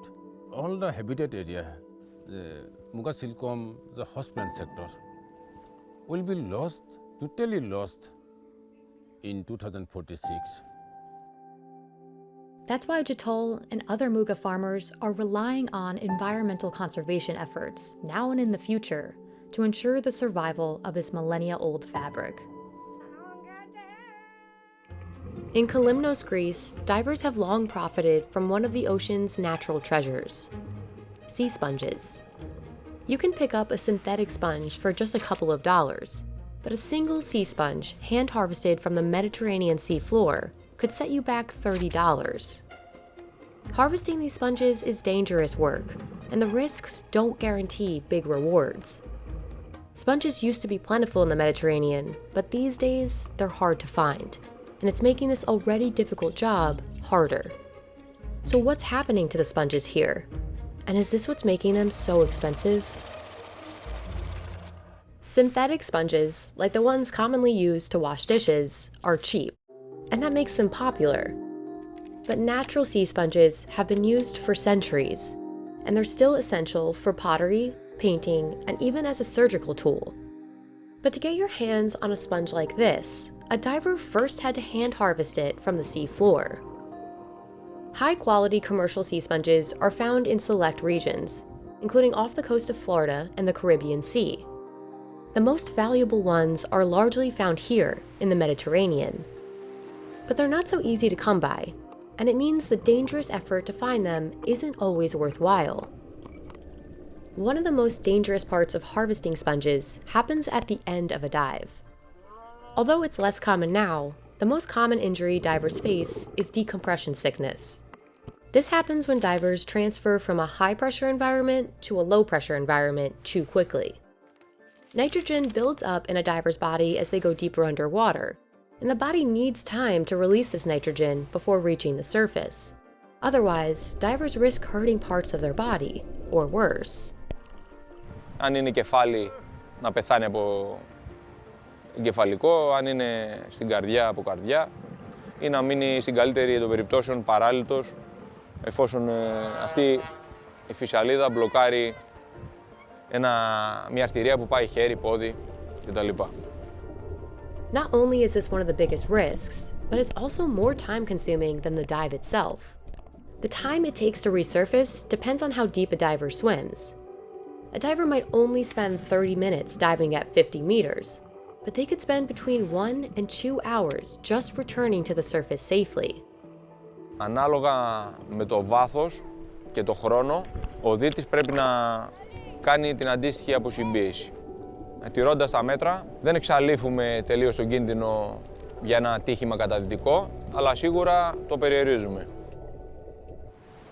It's becoming crucial for divers to fish in deeper waters, where more valuable sponge species can be easier to find. But diving deeper also means a diver has limited time to harvest. Otherwise, too much time is lost to resurfacing and resting between dives. Despite the little time they have, extracting the sponges isn't a quick or simple task.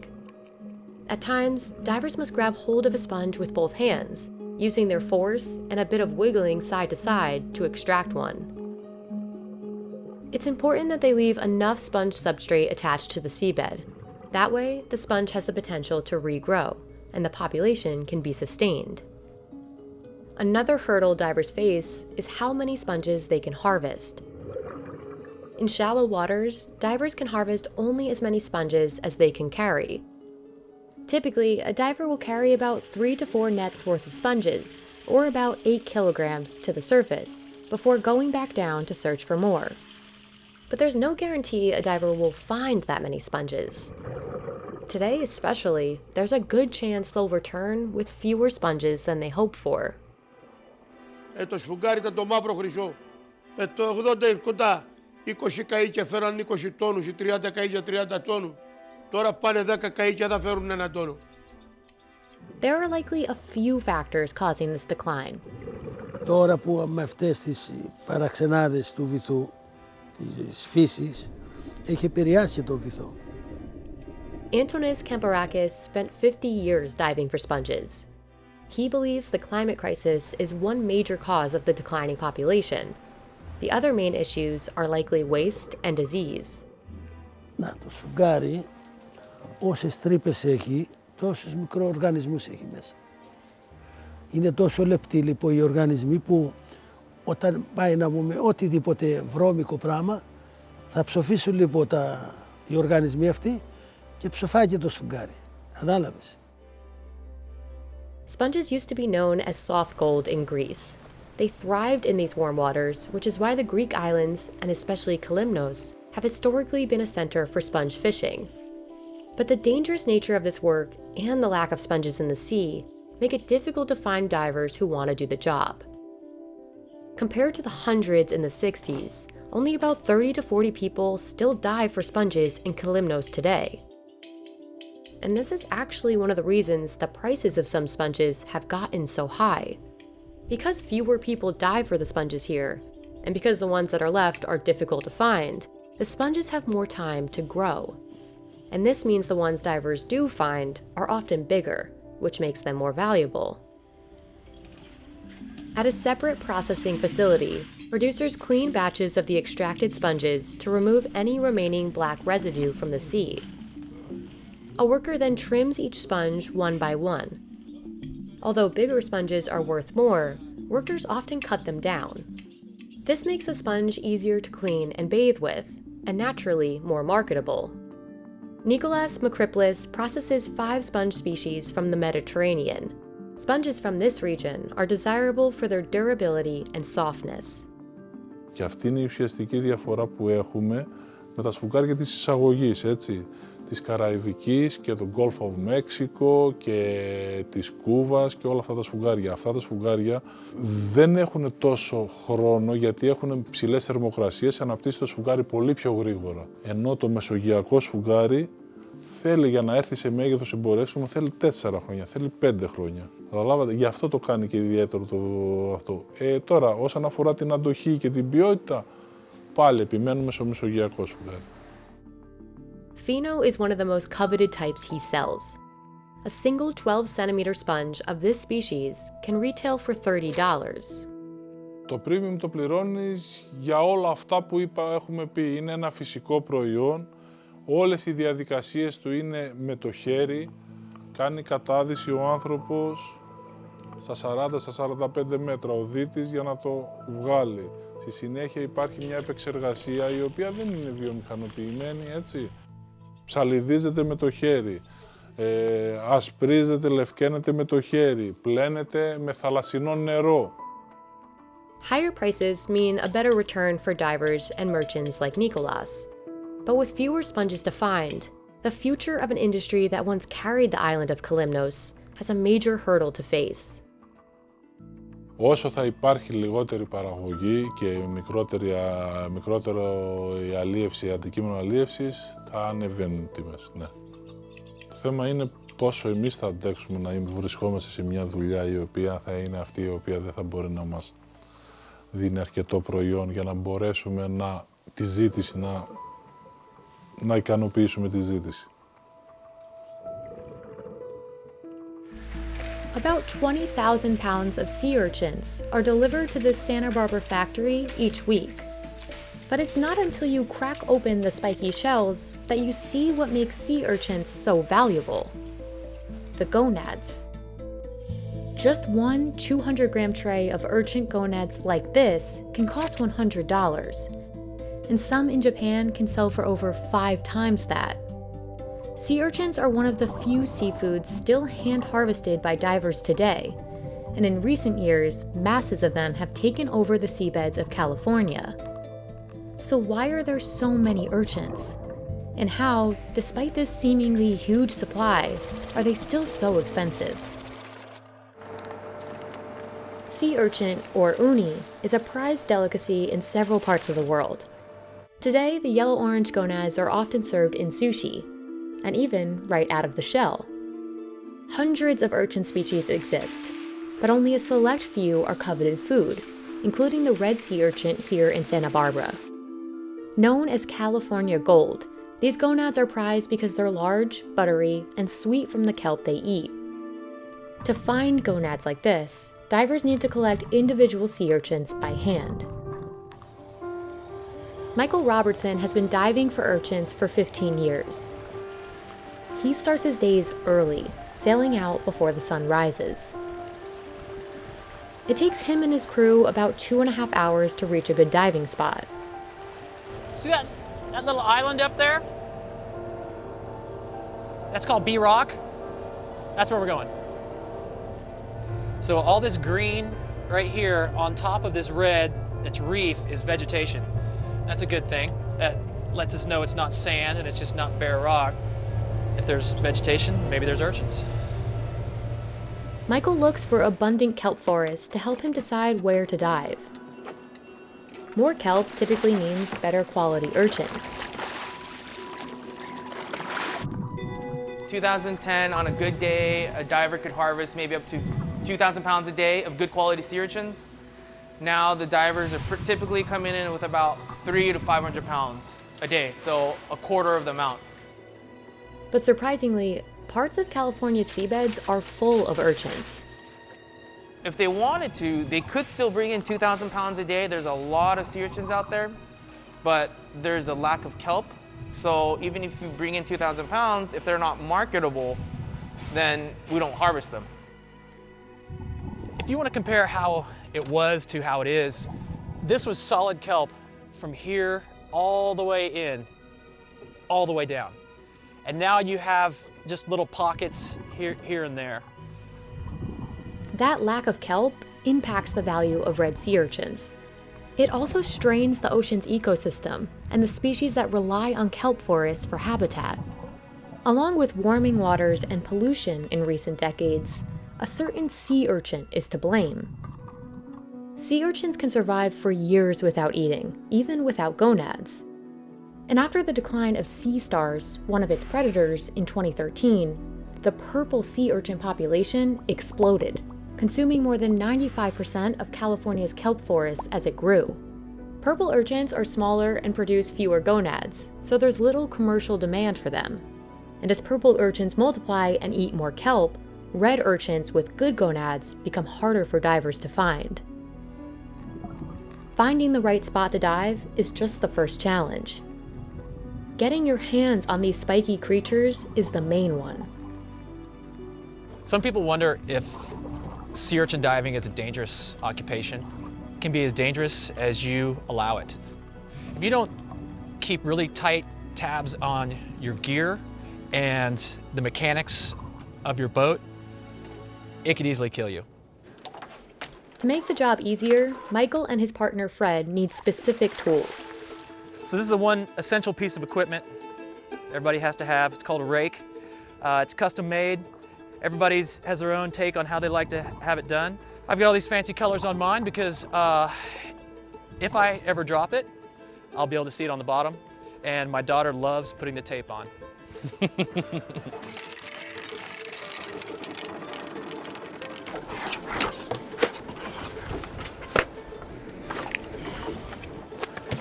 Once they're suited up, Michael and Fred head to the bottom and begin collecting urchins one by one. All right. Even with the proper gear, a good dive is never a guarantee.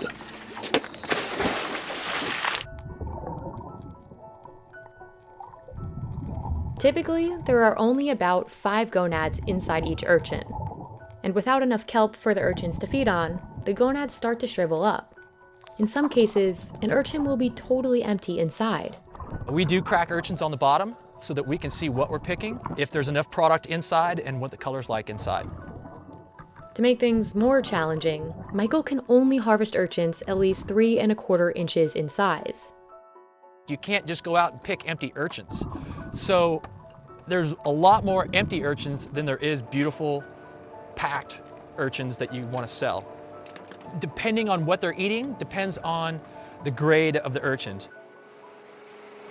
We got lucky on that one. Oh, right on. Sounds good. Okay, cool, man. See you on the inside there.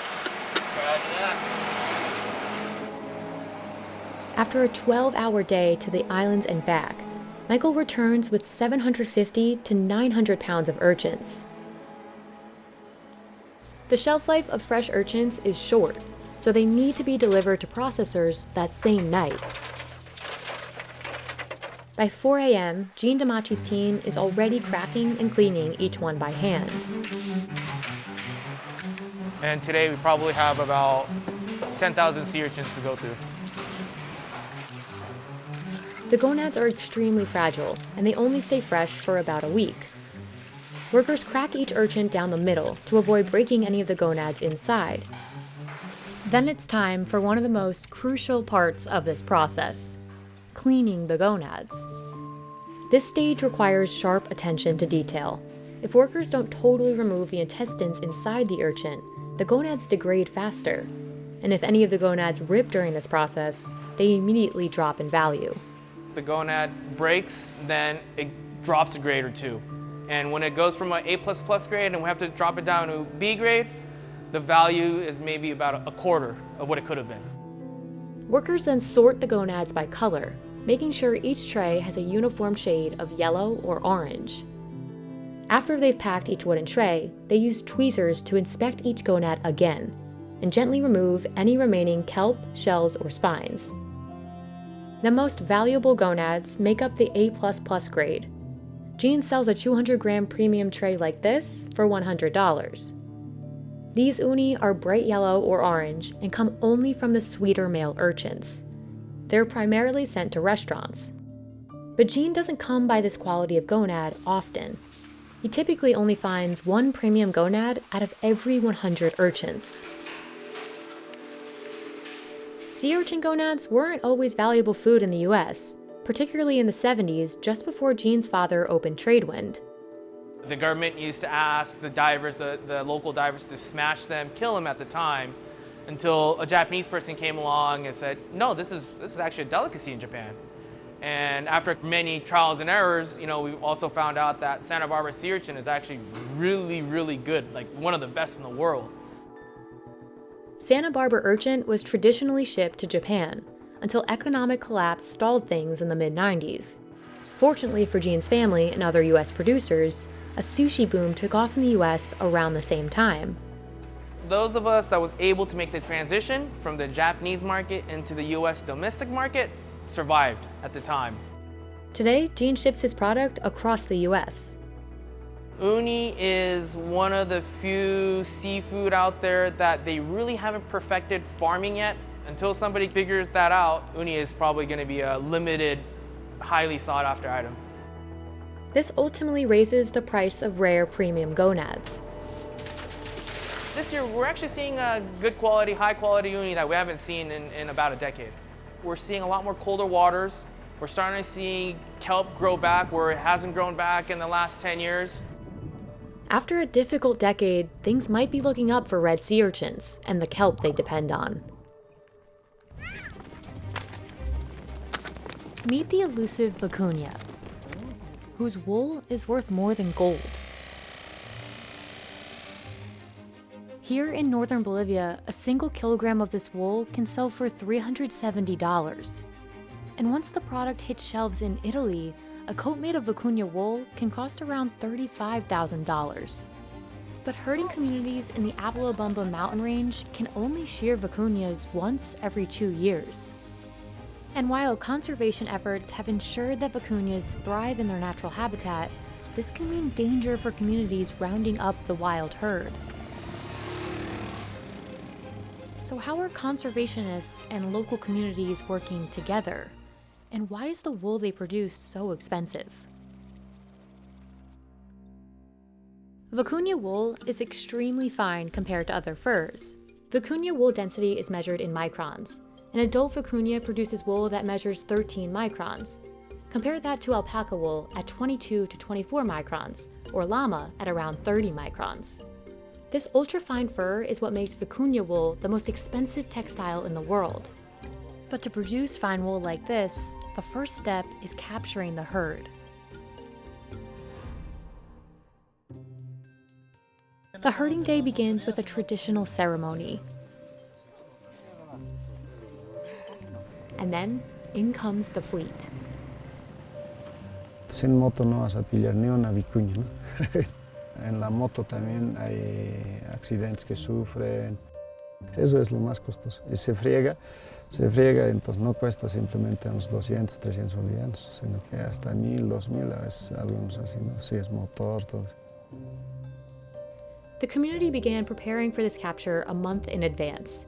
In addition to monitoring the herd and tracking its movement, they must build what's called a capture chute. This acts as a herding device to move the vicuña toward a temporary enclosure. Es en el arreo, ese es más difícil porque son dispersos los grupos, entonces a veces, digamos, hay poca gente. Puedes juntar todos, pero ya no haces llegar como hace rato, se hacen vencer ya todo. Que la vicuña no es igual que alpaca. Alpaca tiene menos fuerza, la vicuña tiene más fuerza y fácil puede, digamos, accidentar, ¿no? Once the vicuñas are properly grappled, they can be sheared. Their fur must be at least 2.5 centimeters long for collection.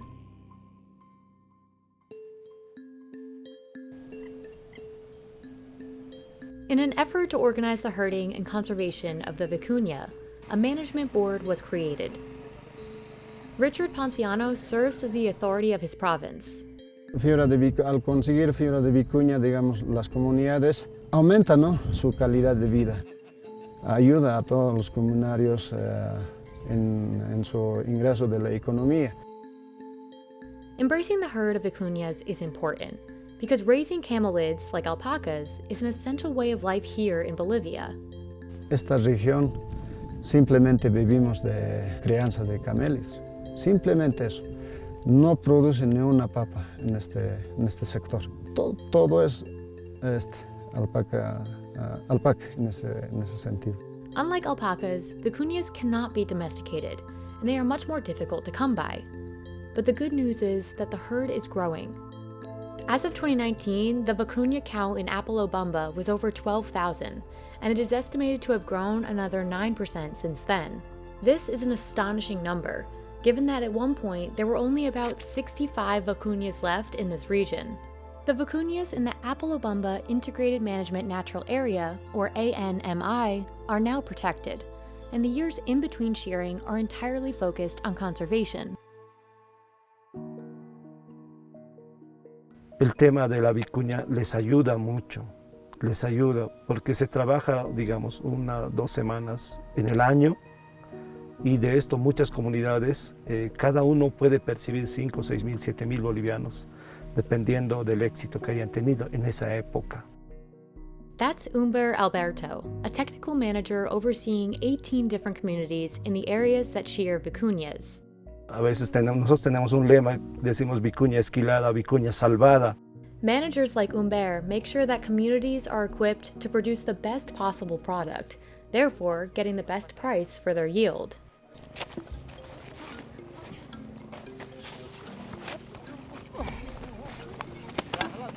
Umber and other technical managers make sure that communities are equipped with mechanical shearing tools. Before 2019, shearing was done with scissors and took much longer. However, there are still communities using scissors in the highlands, where Umber and his team can't carry their power generators. No matter what, they always try to send one trained shearer out to each community. This helps ensure the highest quality product and keeps vicuñas and shearers safe. Hace varios años atrás, las vicuñas los manejaban de la oreja, por ejemplo, los agarraban de la cola, ¿no? Un manejo pésimo, se ha iniciado así. En los últimos años se está tomando mucho en cuenta el bienestar animal, ¿no? Por lo que está prohibido manejarlo de la oreja, prohibido agarrar, porque es un animal muy delicado, como es un animal silvestre, se dañan, ¿no? Y se puede infectar y enfermar las vicuñas. After a checkup on their health, the vicuñas are released back into the wild. Bolivia offers 3 kinds of fiber, mainly to European markets. These are raw fiber, cleaned fiber, and pre-carding fiber. Pre-carding fiber increases the initial cost of the product by 25%. This is a process that involves manually removing bristles from the fleece. Pre-carding 1 to 2 fleeces takes a full day. Y posterior a esto ya se requiere de tecnología ya más avanzada, cosa que en Bolivia no tenemos. Umber hopes to see more industrialization of the Vicuña wool industry in Bolivia in the future. For now, this is the final stage many residents of Apalobamba will ever see. More than 90% of this fiber is bound for Italy, where it will be spun into designer textiles at Loro Piana. Y nosotros aquí las comunidades sabemos que un traje de vicuña puede costar hasta $500,000, ¿no? Y hemos visto alguna vez que se han confeccionado así y para nosotros eso es una gran satisfacción. But nearby artisans crafting garments out of Vicuña wool would like to see more Vicuña fiber stay local. They purchase it at a national level with an invoice from the state.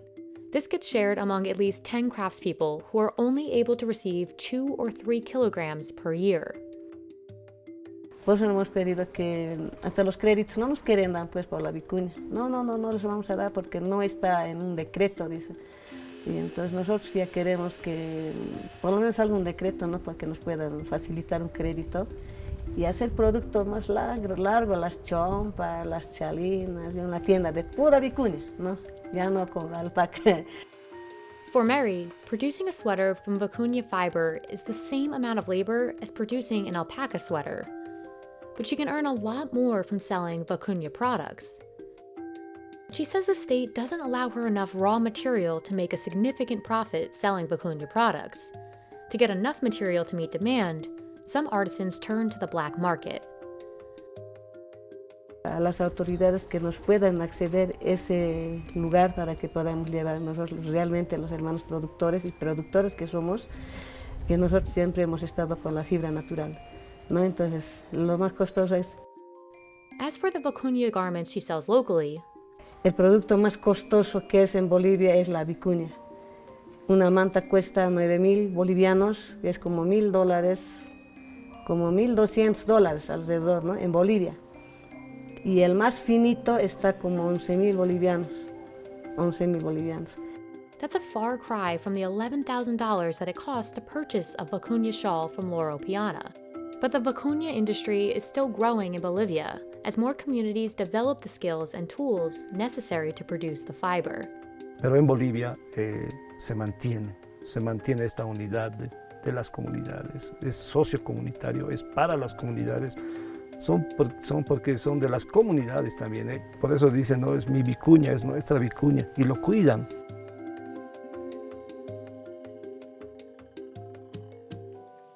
It's 8 a.m. in Indonesia, and Sadimanto is harvesting rattan in the rainforest of Borneo.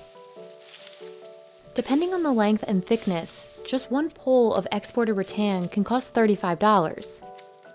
That's over 3 times the cost of a similar bamboo pole. And when it's woven into furniture, a rattan chair can cost over $2,000. But to get his hands on rattan, Sadimanto often has to harvest it in difficult and dangerous conditions. So why is rattan so hard to harvest? And is this what makes it so expensive? Rattan is a climbing palm vine that grows on rainforest trees. It flourishes in the tropical climate of Indonesia, which accounts for most of the world's rattan supply. Often, rattan is incorrectly referred to as wicker, which isn't a material but a style of weaving. Other materials, like bamboo and sugarcane, can also be made into wicker products. Rattan, however, is coveted because it can be bent and manipulated more easily, making it more versatile than the alternatives. But harvesting rattan is tiring and risky. Just after dawn, Sadimanto begins his journey to the rainforest of Borneo by boat, carrying all he needs with him.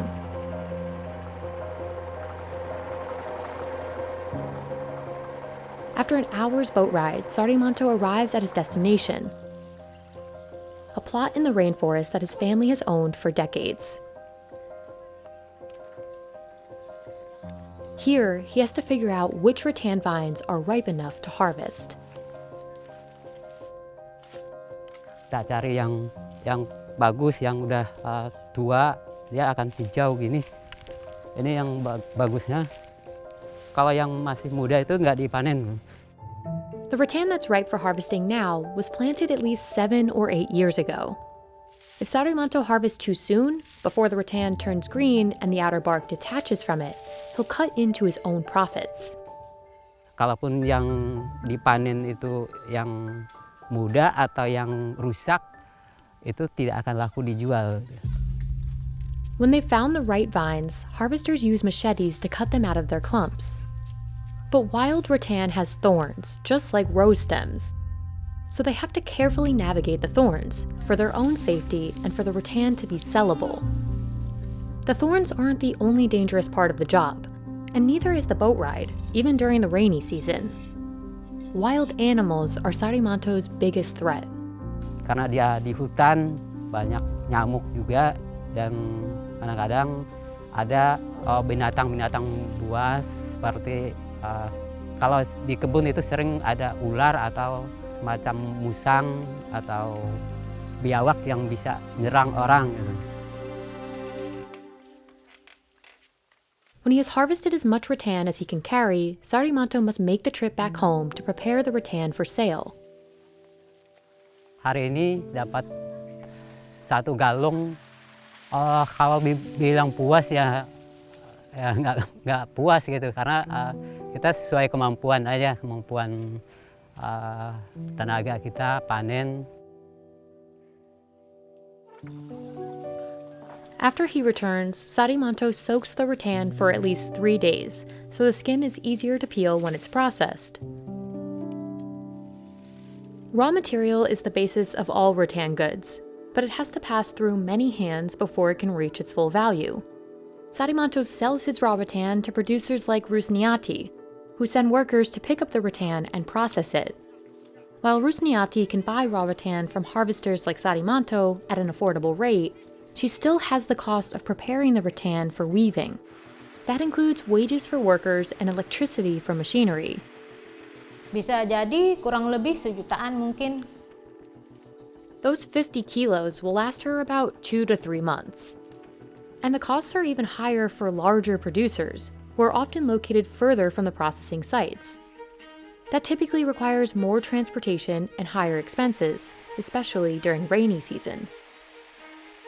If there's flooding, it could take longer to get from the harvesting location to the producers.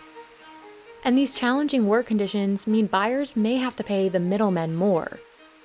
Most importantly, it's crucial that the rattan stay dry. Orang tidak akan bisa panen atau saat banjir, karena orang tidak akan bisa panen ke kebun kalau kebunnya banjir. Once middlemen collect the raw rattan, they can begin processing it. They treat thinner rattan by placing it in tarps and smoking it with sulfur, while thicker rattan is boiled in oil. This process takes a day or 2. Then it's dried in the sun to remove all moisture. That takes another 2 to 3 days. Depending on the processing costs, just preparing the rattan can cost half of what Rusniati sells in a month. Ya mungkin bisa jadi 1 juta mungkin sampai 1 bulannya. Rusniati sells small handmade rattan items, such as plates and baskets. She'll price each one at a little over $10 to sell locally. A similar basket sold internationally by a larger retailer can go for over $100. And it's likely they'll sell because the demand for rattan goods is high. Rattan is a multi-billion-dollar industry, and the rattan furniture market is anticipated to grow 5% by 2027. But this isn't the first time rattan has been popular. Wicker made with rattan became popular in Europe and the Americas during the Victorian era. The invention of synthetic wicker, which can withstand tougher weather, brought the material back into style in the 1970s. It made another comeback in the late 2010s for its boho aesthetic. But while demand for rattan furniture is increasing, raw rattan harvesters are seeing smaller profits than they have before. Hidupnya dari rotan. Kalau sekarang untuk jaminan hidup dari rotan, orang cuman untuk bisa bertahan aja, bertahan untuk makan sehari-hari. Kalau dibandingkan dengan dulu, orang bisa nyekolahkan anak, malah dirikan rumah dari rotan. Sarimanto will sell the 70 kilos of raw rattan he harvested for $10. That's about 14 cents per kilo. But in the 1980s, raw rattan harvesters were getting 5 times as much for that amount. Sarimanto attributes this loss to a 2011 law passed by the Indonesian government, banning the export of raw or semi-processed rattan to foreign countries. Leading up to the law, Indonesia was dealing with deforestation and overharvesting of rattan, causing supply shortages. The law aimed to prevent exports of raw rattan and benefit domestic producers. It also helped limit how much rattan could be harvested. It was mainly large-scale producers that benefited from this shift, leaving harvesters like Sadimanto struggling to make ends meet. That's why Sadimanto and harvesters like him want the government to change the trade laws and ease their burdens. Itu kita berharap ada kebijakan dari pemerintah. Pemerintah memperhatikan petani rotannya di tingkat bawah, karena kita tahu di luar sana informasinya harga rotan cukup mahal. Thousands of individual threads, loaded by hand, are woven together to create one of the most intricate fabrics in the world, Lever's lace. But making this lace isn't easy. A new design can take 3 months to produce, and depending on the materials, 1 square meter can cost over $500. Despite the premium price, the lace industry in France is a fraction of its former size, and it's hard to find new lace makers to continue the trade. So how is Lever's lace made? And why is it so expensive? This is a Lever's loom. It's 6 meters long and over 100 years old. These looms were invented to match the quality of handmade lace. Each design is translated from paper into these punch cards, which are fed into the loom to create a pattern. These looms are essential for making Lever's lace, but there are only a few hundred left today, 40 of which are at this factory in the northern French city of Caudry. John Brock has been making lace since 1889. We are selling hulls. We are selling a fabrics with mainly hulls, so it's mainly empty, but it is why it's so interesting, because we have artistic possibility. Every day we are making something different compared to the other fabric. Unlike cheaper, mass-produced lace, designs aren't embroidered on top of fabric. They're continuously woven, creating a beautifully complex pattern. The machine might do the weaving, but it takes around 20 people to produce Lever's lace. It all starts with a design. Jean Brock uses a library of old designs, some from as far back as 1925. But it also creates new designs, which can take 3 to 5 weeks to complete. This is the most time-consuming part of the process, but the most delicate is threading the loom. Thousands of individual threads feed into the machine. Detailed designs need more threads, which raises the price. Workers load these small discs, called bobbins, by hand, keeping each thread separate and taut. Oui, c'est pas facile. Hein. Il faut vraiment avoir une bonne vision et beaucoup de patience. C'est très difficile. Workers place each bobbin into a carriage and check to ensure consistent weight and tension. When we set up a machine, we set up more than 15,000 yarns into the machine. We start from scratch, we start from zero, so we need to put every yarn at the right position. Once the loom starts running, lace makers are surrounded by an ocean of sound.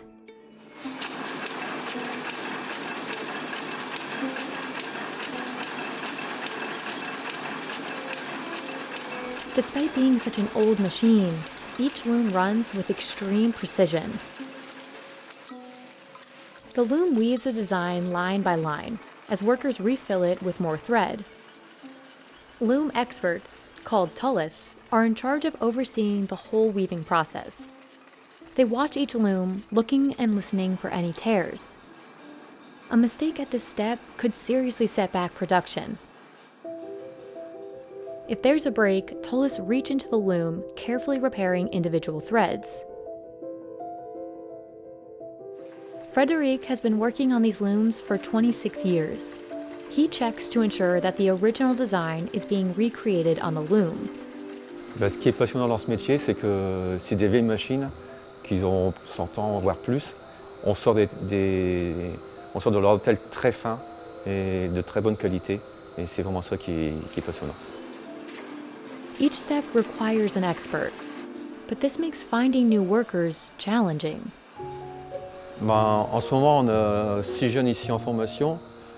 Ça fait quelques mois qu'ils sont là, mais pour qu'ils commencent seulement à être bien formés, il faut au moins 3-4 ans.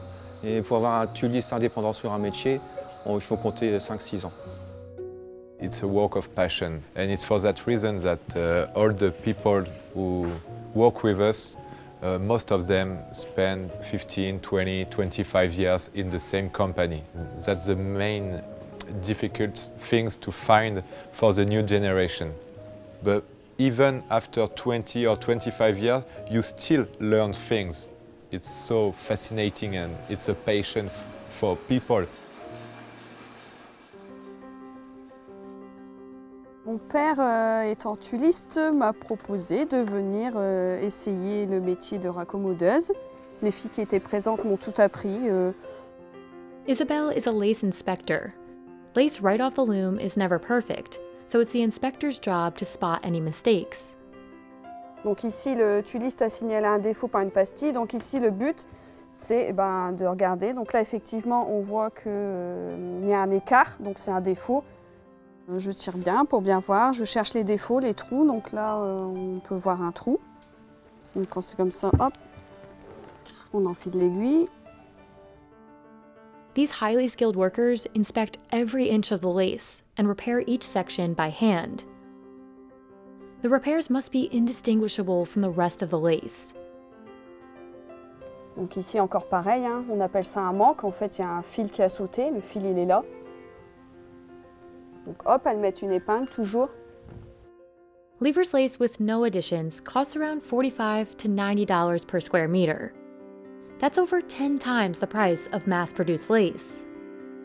But lace with add-ons like pearls, crystals, or sequins can cost several $100s more.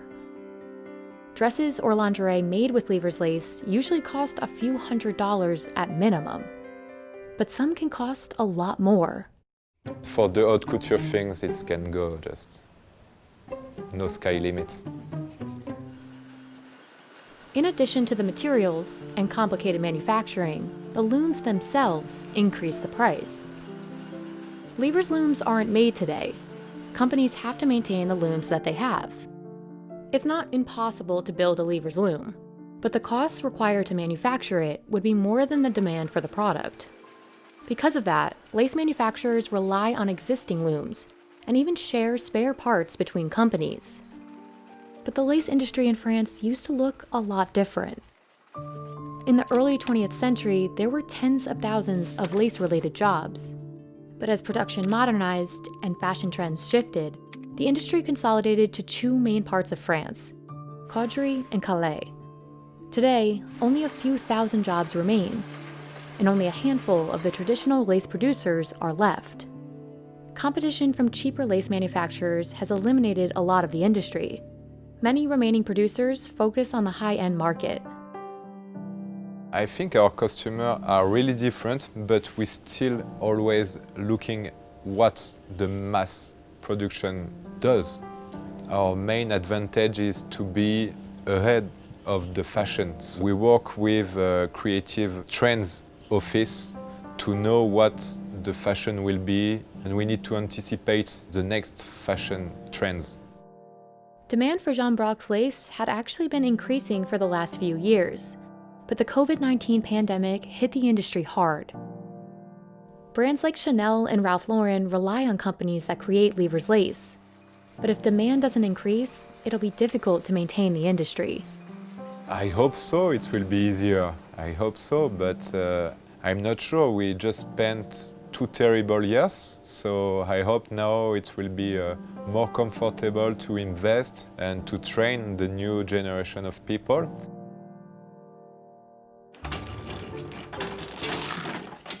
This is one of the most expensive woods in the world, but it's really one portion of a sandalwood log that makes it so valuable. To get to it, these men tirelessly chop away the lighter outer layer of sapwood, until they're left with this, the dark inner core that makes a kilogram of Indian sandalwood cost $200 today.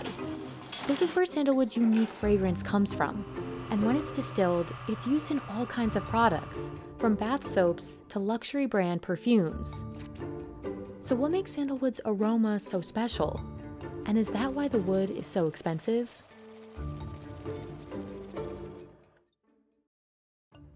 Native to South India, Santalum album, or Indian sandalwood, was used for hundreds of years before becoming a go-to scent for expensive perfumes. It's also been used for wood carvings and medicine, and it's even considered a sacred tree in several religions. Once distilled, sandalwood's sweet, woodsy aroma retains its scent for decades. This is the crude oil portion. This we take separately and it is weighed and it is handed over to stores department. After harvesting, the forestry department sells sandalwood at auction to factories like this one in Mysore. This is Judge Pokal class of sandalwood we have received from Marayur in Kerala. This we are going to process in next week. Hollow heartwood logs are classified as Judge Pokal, one of the 18 classes of Indian sandalwood. Factories can purchase pure heartwood like Judge Pokal or raw sandalwood logs. But if they buy the raw wood, they'll need to break down each log themselves. Although a machine helps split sandalwood into more manageable pieces, stripping the logs down to their heartwood core requires the effort of several employees. It is totally manual process and a very skilled process. In a physically demanding process, these men chop each log to remove the sapwood, the non-fragrant portion of sandalwood. You can see the brown portion. This is heartwood.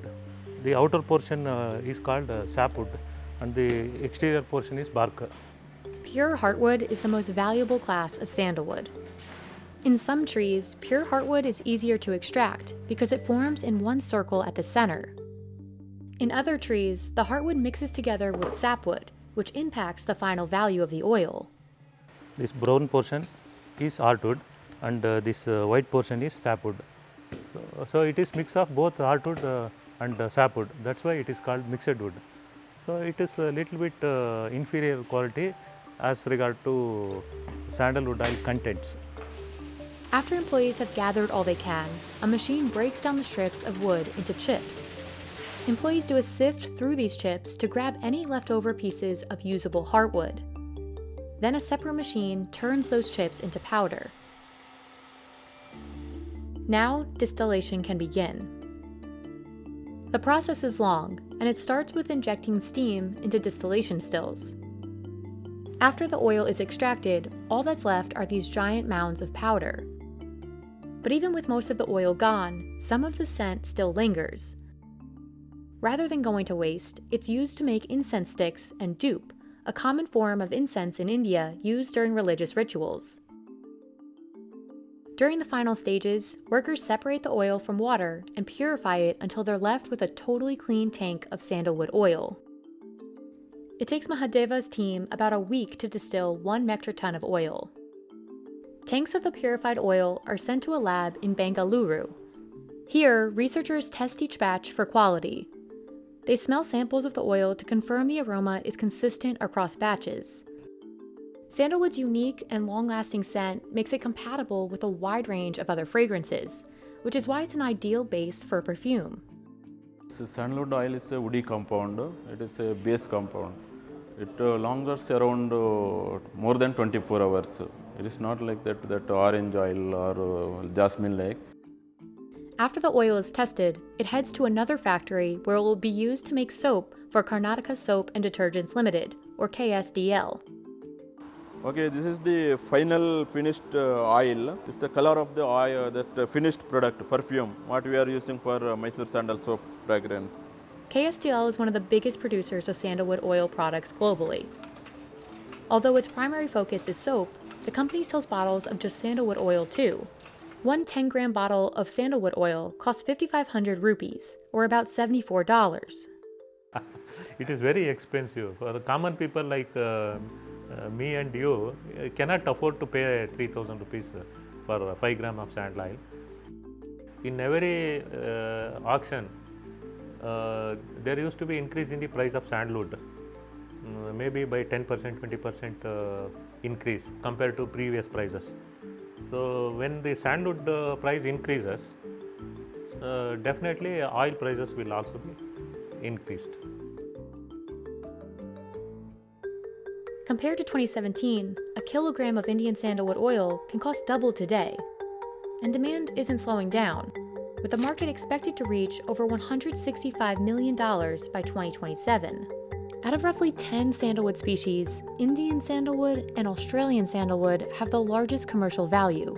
The difference is, the Indian species has higher levels of alpha and beta santalol, the components in sandalwood responsible for its lasting scent and believed health benefits. India used to dominate the market for sandalwood oil and oil-based products.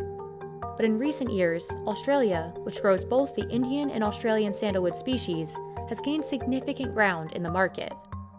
Although this might look like a lot of sandalwood, India is actually facing a supply shortage. In fact, the supply is so limited that this sandalwood distillery only operated for about 4 months in 2021. And up until 2002, it was illegal for private growers to plant sandalwood trees in the southern states of Karnataka, Tamil Nadu, and Kerala. With only a small amount of government-sanctioned replanting alongside the overharvesting, India's supply suffered. And since 2018, the species has been considered vulnerable, one level above endangered. Another factor that limits supply and increases the price is inherent to the way the tree grows. Older trees tend to yield more oil, which makes them preferable for oil production. Growers will typically wait around 20 years for a tree to mature. This waiting period doesn't only limit the quantity of sandalwood, it also puts the trees at risk. It's not the seasonal crop. It is a long-lasting crop. It needs very patience to grow, and you need to protect till its maturity. That is the one issue you have to bear in mind. Today, every tree has to be registered with the government and can't be harvested or transported without permission. But even these strict regulations aren't enough to prevent theft. According to Hinduism Today, roughly 2,000 tons of smuggled sandalwood passed through the black market in 2018. To successfully grow the trees for decades, farmers must pay the cost to protect them. Here in the city of Mysore, some trees are wrapped in barbed wire. On top of this threat, harvesting these trees isn't simple. When a farmer has approval, a government official must come in person to uproot the entire tree.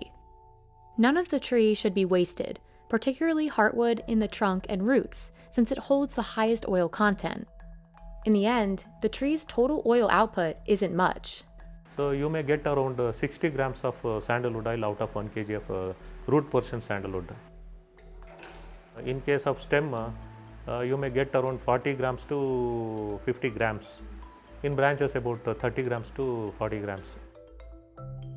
To replenish some of its trees, the Karnataka state government created the Grow More Sandalwood program. Around 360 farmers are enrolled with our Grow More Sandal project. And we are encouraging farmers to grow more and more sandalwood, and after minimum 14 years of age we can buy back. But growing trees comes with the cost of protecting them for decades at a time, something that likely will still deter farmers. There are also the permissions growers need from the government, which slow down the process. It's uncertain if programs like this can return India to its old production levels. But at a minimum, the effort might help restore some of the country's lost sandalwood supply.